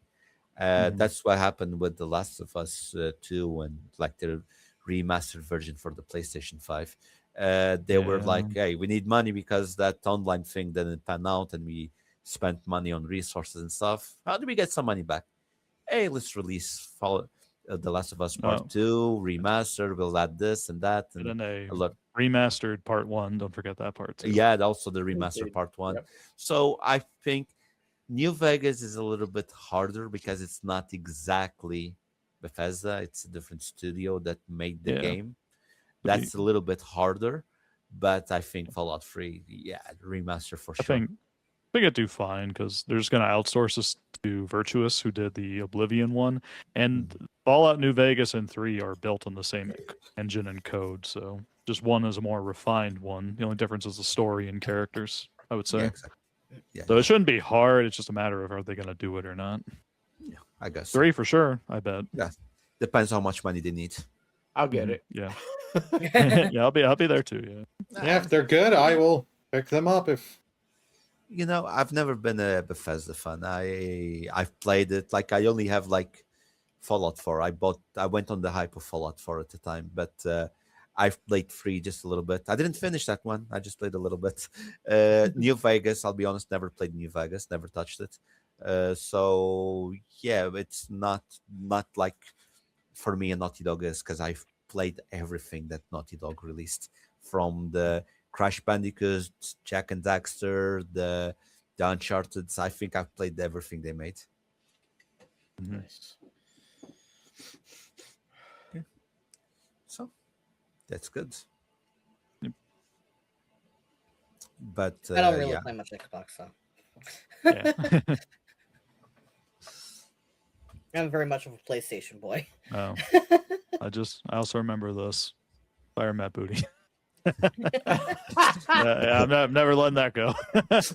Well, yeah, no, he stumbled. He stumbled hard, and the thing is, like, they canceled so many projects that I think if you would have given them the time, could have done like that Perfect Dark. That was looking good. Oh, that was not a good idea. And that the one other game Rare was in development, Everwild. Everwild, yeah. Yeah, like they had stuff cooking, and the thing, like, I get it because they had to cut costs and stuff, but it's like, okay, you're willing to cut those, but other studios of yours that you've wasted money. Yeah. It's just like, yeah, like Forza Horizon, like I get that studio. You're keeping that studio because Forza Horizon, those games like Forza Horizon 5, I played that one. That came out on Xbox. Like I had Game Pass at the time. I put a fair amount of time in it, and that was great. Like that showed Playground Studios, and then they're doing Fable. So it's like, okay, like this is your one studio right now that you want to keep good because they're the ones that have been picking up the slack for some of your other stuff. Yeah. Like Come. how much are they going to put into people running these studios? Like, are they going to be checking in? And it's like Bethesda Starfield was supposed to be that big thing and upping not only the sales of the console but increasing Game Pass. Game Pass went up a little with Starfield, not enough. Yeah. I know Starfield is a much better game compared to when it launched because they've been putting in features and listening to feedback and doing stuff. There's a new update coming out like a day or two after Crimson, I believe. I can't remember. Yeah, the Lanes update and the second it. story DLC comes in April 7th. That's the same day as the PS5 launch. So it's like, okay, you guys are trying to get Starfield better, and like I laughed because they initially were like, "Oh, this ain't coming to PlayStation. This isn't coming to PlayStation." It's like, well, the game didn't make enough of its money back. They're throwing it to PlayStation, and there's been kind of talks that the new CEO, she's been like, "Yeah, we're going back the route for exclusives, be exclusive," and it's like, no, that's not a good idea. people are thinking like she was kind of agreeing that with on tweets, but it also, here's the thing: if Starfield sells 5 million in a couple months on PlayStation, Satya is going to overrule her and be like, yeah, you're throwing some of these games on PlayStation. Like Fable's coming to PlayStation, the Halo remake, which that one I understand, even though it's only just a campaign. It's a smaller title. You throw that everywhere to make money. Yeah. And But- Gears of War E-Day is all but confirmed to be day one on PS5 as well as the others too. Yeah. But I don't think Starfield is gonna sell well on PlayStation because again, it's not. If it was like a game buster of a game, maybe, but there is a lot of negativity, even despite the fact they might have improved the game. But I have it on my Steam Deck. Just I played it, but I don't think it's gonna sell a lot because there is not a lot of good things to say about that game. Right. Yeah. And like I mentioned before, it's already an old game. It's not came out like 2 years ago. 2 something years like ago, that. yeah. 2 years ago. It's almost like 3 now. Oh, really? Almost, Wow. Okay. almost. Yeah, it came out before Which- God of War Ragnarok, if I remember correctly. So, Starfield release. but basically, what I'm trying to say, it's an September old game. 6, 2023. Oh, that's So yeah, good. it'd be few 3 years in almost September. soon.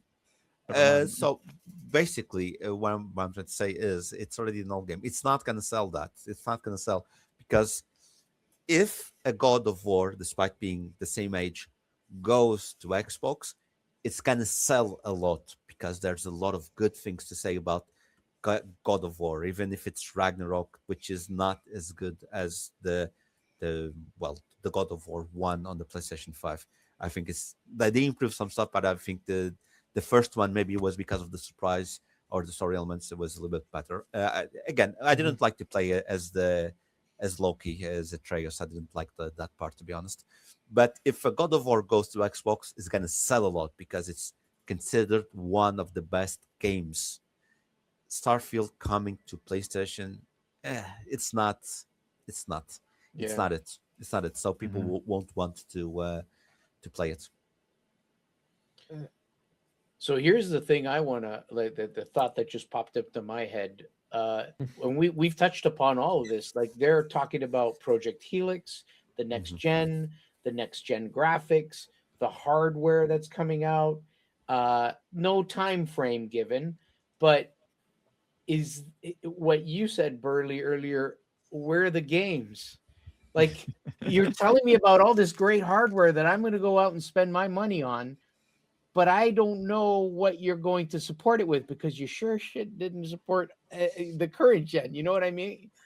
So that worries me big time. They're preparing a remaster. Don't worry. They're doing a Halo remaster or something. No, I it's mean, gonna be a the good. only game that I think that they're gonna bank. I mean, this would be wrong. Not they would definitely do this, but it would be wrong if it's the only game, and that is Elder Scrolls 6. They're definitely going to promote that on their new system. That's not. They cannot miss on that. But if it's the only one, and that's what's going to carry, that's going to be their backbone. They're going to flop. Yeah. I don't know. They need diversity. Yeah, They need diversity. need like diversity. you're talking about, like Ragnarok. They should bring that over. Not Ragnarok. Sorry, the one before. But I haven't played them. God of War 2018. Yeah. Now the thing is, when this deal came out, and this is why I consider PlayStation to be winning the console war. You have seen games that should be exclusive to the Xbox on the PlayStation. Gears of War, Halo, Indiana Jones, Forza. You've seen those games. Where is the PlayStation IP on the Xbox besides Helldivers? Yeah, no Uncharted, no. There's What nothing. else? Just MLB the Show, but that was because Major League Baseball made them. Yeah, so that's what I'm trying to. That's why I consider PlayStation to be winning. And like you said before, things need to go right for the Xbox, or they are done. They are done. This is like their last Hail Mary. It has to go right. It has to go, or else they're gonna sink, and Microsoft probably just sells their Xbox division because they're gonna be losing a shit ton of money. Well, yeah, I can tell you, if Satya could get 75 billion, let's say, and it goes straight to AI, but he gives up the whole Xbox division, he will sign that agreement in a heartbeat. Elon Musk, go buy Elon Musk, go buy. I'd rather not have Elon own it. I would. You think Satya does some dumb shit? Elon's another idiot that would do some really fucking dumb shit. All I hear is brilliant Primate. No. You want to look at share your Twitter. gamer score? Well, you're gonna pay me $1.99 every time you post it on X. I mean, hey, he doesn't got to change the name if he buys Xbox, so it's already there. Yeah, but I would not want him to have. But here's one thing I should have brought up earlier, because they're changing stuff with the because they're changing their strategy. Game Pass. Now, do you think I'm gonna only go with the Ultimate tier because that's the one that has the day and date. Do you think they kill that? No, I don't think they will.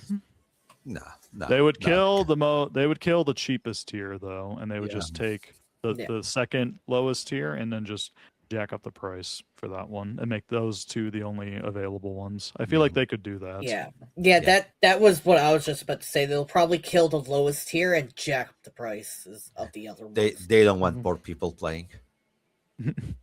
Nope. Not wrong. You're not wrong on that aspect. I think they'll keep the core because the core you get like four to 10 games, and that's basically your old Xbox Live Gold. They killed it and just rebranded it into Game Pass. Mhm. I also think they'll probably lower the amount of games. Or I'm they hating give you that shit on games. There. look, I'm hating that on PlayStation Plus with the Classics catalog. They used to give like 2, 3, sometimes 4 games from the Classics catalog, and now for the last months they've been just giving they're pulling one. a Nintendo. Yeah, Mhm. and the thing is, the only reason I have the Classics, the highest tier, it's because of the Classics. I want to play those PlayStation 2, PlayStation 1 Classics, and because I had the blast. I remember at the start they gave Wild Arms 1 and 2, which are very not sleeper RPGs from the PlayStation 1 era. Really good. Like the graphics is not on the level of a Final Fantasy or a Chrono Trigger, but for me the complexity of the story and the gameplay, it's on that level. That's how good it is. And they gave those ones. They gave, I think it's Fantasy Star. They gave Dark Chronicles 1 and 2. They gave a lot of games from before, and I was really enjoying that. Now they're cutting, like they're giving more recent games. I like if you guys saw the video that me and Merple did about the PlayStation review, the Plus review from March. I did like the month. It was a really good month for most recent games.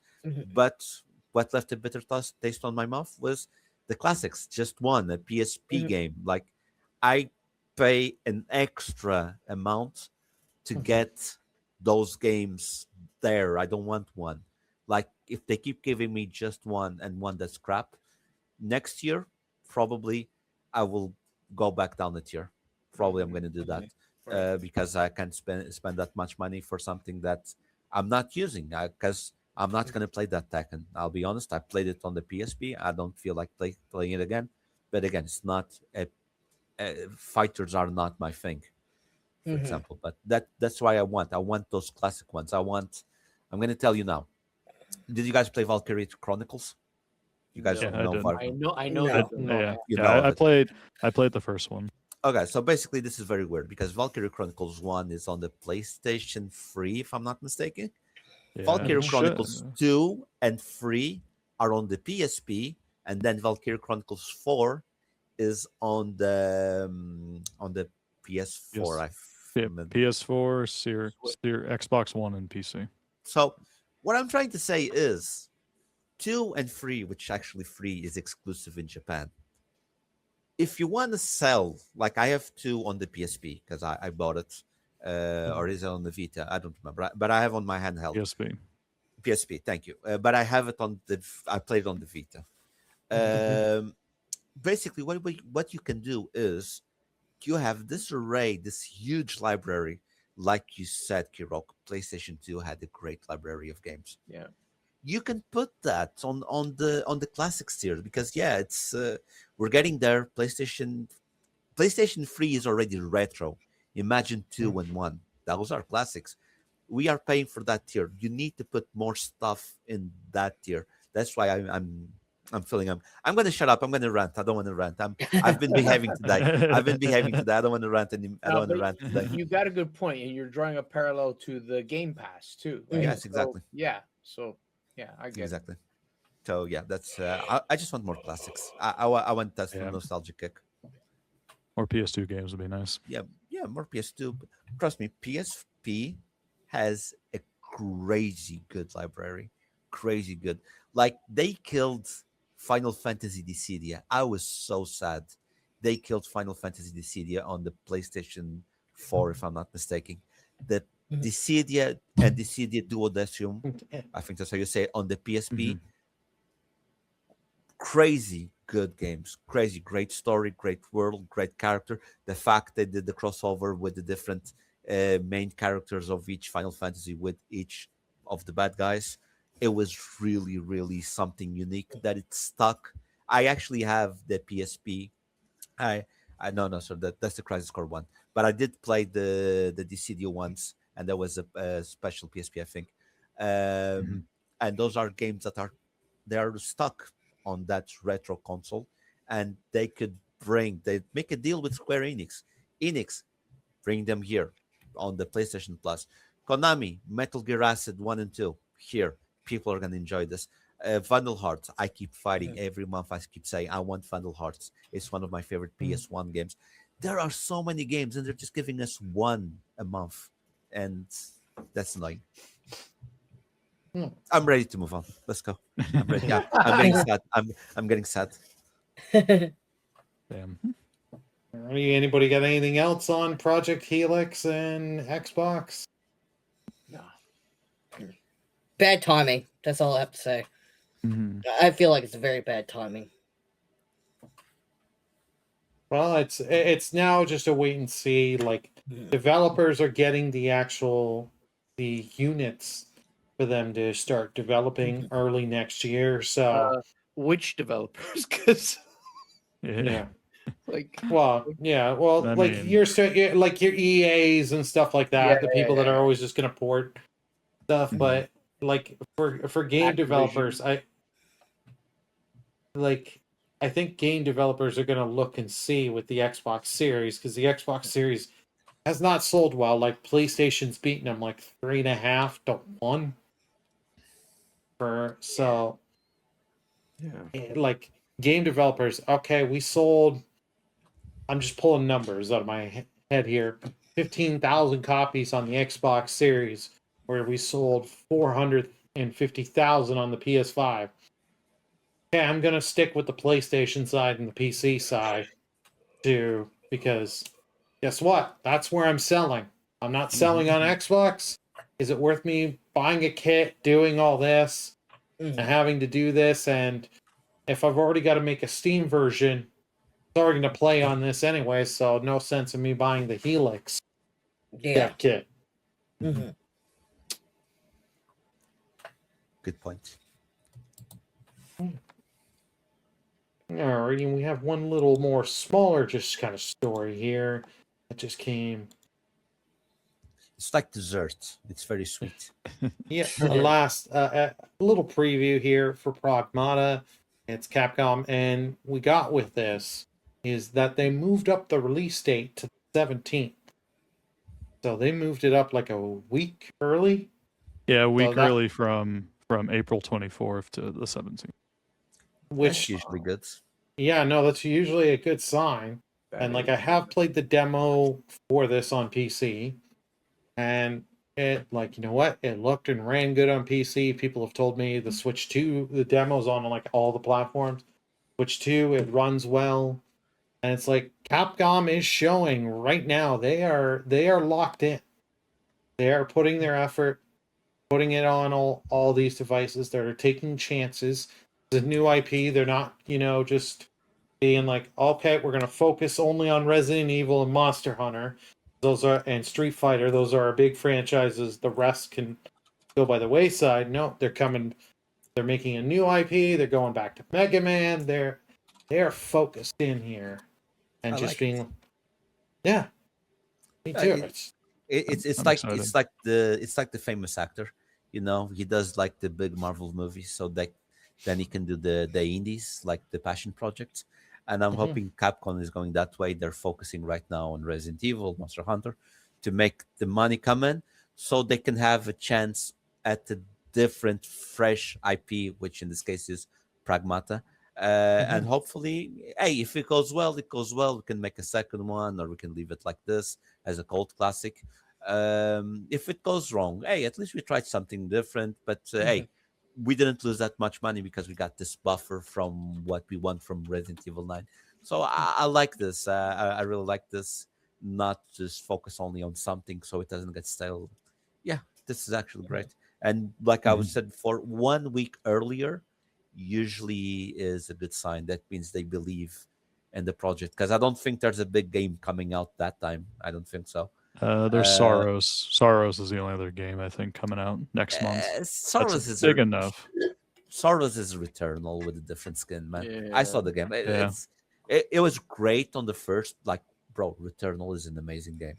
I love it. But again, they're just putting a different skin. Everything else, it's the run and gun shooter type of game. So I don't think I am much more interested in playing this than I am in Sorrows. Fair. I gotta Yeah. say, I gotta say, hats off to Capcom, because games like this, you wouldn't really see this and Requiem. You wouldn't really see them come out. Either they wouldn't come out at all, or they would come out at a later date on a system like the Switch 2. But this is coming out on Switch 2, and it's all at the same time. It's incredible. Yeah, and it runs well on all of them too, because they Yeah. all run at 60 frames. Believe it or not, and they all got visually their- look pretty close. Yeah, they got their shit together. That's awesome. I want to play this game. Even though I suck at shooters, I still want to play this game. Yeah, this playing the demo when it dropped back in December, this shot up to my most anticipated games list, and I'm really looking forward to this. And I will say the other side to it getting pushed up is this game actually has been delayed at least twice, because it was, I believe, scheduled for 2024, because it was announced all the way back on the PS5's reveal back in 2020. It was one of the games that was shown during that whole sizzle reel. And it looked promising, but almost everyone didn't know what kind of game it was, because it looked genuinely like Death Stranding, because the main character in his suit looks like the logo, the main like character for the logo of Kojima Productions, his new studio. Oh, okay. Yeah. When you see like the full shot of what he actually looks like from just the logo, you will see how similar they look. But then it turns out, no, this is not Death Stranding. This is basically a game in the vein of Platinum Games, but it's a shooter where you have to hack enemies while managing your spacing, as well as going in with a certain strategy. Otherwise, you're pretty much screwed. So I really like what they're going with this. But yeah, it was delayed it was going to release in 2024, delayed to 2025, and then now it's coming out in 2026, and now it's getting pushed up due to, I'd say, both they're confident in it as well as the positive press going with it, especially from after the demo, because almost everyone I know, once they played the demo, they were huge into, I want to play this. This is really good. Oh, yeah, that's good. That's good. That is I'm glad Capcom is doing more with new IP finally, as well as going back to old IP, because we have Mega Man next year, and also later this year, my other most anticipated game, Onimusha Way of the Sword. I'm so excited for that. Please give me a release date, Capcom. I want to play it now. Please, No. Capcom. Capcom, give us all codes so we can review positively your game. I will play. Please, Capcom. I love Onimusha. But nonetheless, yeah, especially reading and also new gameplay footage where they finally showed more of like the Earth area, because most of the demo that you'll play and other marketing, he's fighting robots up in a space station on the moon. Now we're finally down in Earth and in Times Square, and it's like it looked good. Especially I was worried about the combat at first, but they showed a lot more with it that makes me go, yeah, I think this will be good. I have faith it's gonna go well based on everything that they've seen. Yeah. Awesome. So I can't wait to play it. I'll play it eventually. Yes, you will, Merple. Cool. Oh, alrighty. Yeah, we had some interesting stories this week, and you know what? Even though we're at the slower time of year, we're still going to be constantly getting some very interesting news. And you know what? This year has already been really good. I cannot wait to see what we're going to get later in this year. Hopefully, we get more and more good announcements, good little games, and just keep getting some good news that keeps us more exciting. And hopefully, the AI bubble will burst in hardware, and Valve released a goddamn controller at this point. 'Cause I'm tired. I've seen all this stuff about the Steam frame, the Steam machine. Give me the controller at this point. Come on. You're like, you guys can make. You guys would be making some sales here. True. We know you guys like money. On Gabe, you want another yacht, don't you? Give me controller, please. It looks good, please. Please don't pay $100 though. Yes. Put it for 55 US. Hopefully. Or just give us all in the We Do podcast. Give us all a free controller. I like free stuff. Yeah, free stuff is fun. I'll use it. I'll use it, Gabe. Along with my Gabe, I'll use it with my Gabe Cube as well. Whenever you release that too. And I want Steam frame. Sorry. It does look cool. Fair enough. I can't wait to hear more about them and when they get them out.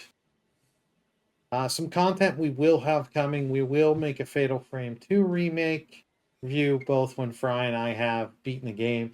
Originally, we're going to talk more about it, but I was supposed to stream more of the game and play more of the game earlier this week, but due to some work being crazy this week, it was like, yeah, no, I have to make some sacrifices here. And also, I'll announce it here, but me and Burley have talked about it. Because not only am I suffering Life is Strange, he's suffering along with me. So, well, that too. A review video for that too will also be. Let's go. That's going to be a while. It's probably going to be a while though, but look forward to that eventually. Yes, I can't wait. Every video we release is great. So exactly. Can I mention what I talked to you about, Burley? So I want to do in the same style as I did on a previous podcast, kind of like a heads up video games coming up. Small short videos. So it's kind of like what you guys are doing with the PlayStation games of the month that come out for extra premium stuff, but not centered around that. It's just games in general will come up. Maybe I'm thinking once a week I'll just post something on the We Do channel that's 5 to 10 minutes long max, just really quick. These are coming out. Yeah. So, since we're talking about stuff, I kind of have a little bit of bad news. It's not always good. You guys know the Platinator video that I said that I was gonna do. There's something happened with my PlayStation, and the games that I had prepared, they're gone. My videos went away. I don't know what's happening. Oh, no. Even the Octopath Traveler, which was one of the videos that I wanted to do, I lost like 5 or 6 trophies. So it's gonna take a little bit longer to start. I don't want to use my old videos because they won't be formatted for the new for the We Do. Okay, it's formatted for my channel. But I have them just in case. Let's say 1 week I'm supposed to do a We Do video, and I can't, so I can use one of the old ones to give me like 1 more week or something like that. So I know I said 2 weeks ago, and there's still nothing. That's one of the reasons I'm finishing Octopath, and then I will start focusing on full videos again. Like I want to see if I can do the Warhammer. I would love to do the Warhammer plat for the channel. So Nice. I gave you my word. It's gonna come to the channel. It's just a little bit of a hiccup, but we're gonna get on track. So just leave that note there so that everyone knows that it's gonna come. All right, Boo. Appreciate that. All right. Unless anyone else has any other Confession to do. Purple, now's the time, buddy. Nope. Okay, I think with that note, thank you all so much. We all hope you appreciate. Love to see your comments in the comment section. Love to hear from you all, and we will. And trust me on this. When we do get comments, we do DM each other. Be like, oh my god, we got that, and be like, What if say? What if say? Who wants to We'll respond? Who reply. wants to- We'll reply. Yeah, you will get a reply. It just depends because 4 different time zones, 5 different people, Yeah. Yeah. 5 different lives. It'll take a bit. Mm-hmm. One of Yeah. us will reply Eventually. eventually. And if it's me, probably nothing will make sense. Because I can't read, or speak. He's proving his point, guys. He's proving his point. And in episode 4, we do the intervention for Merple and his speed.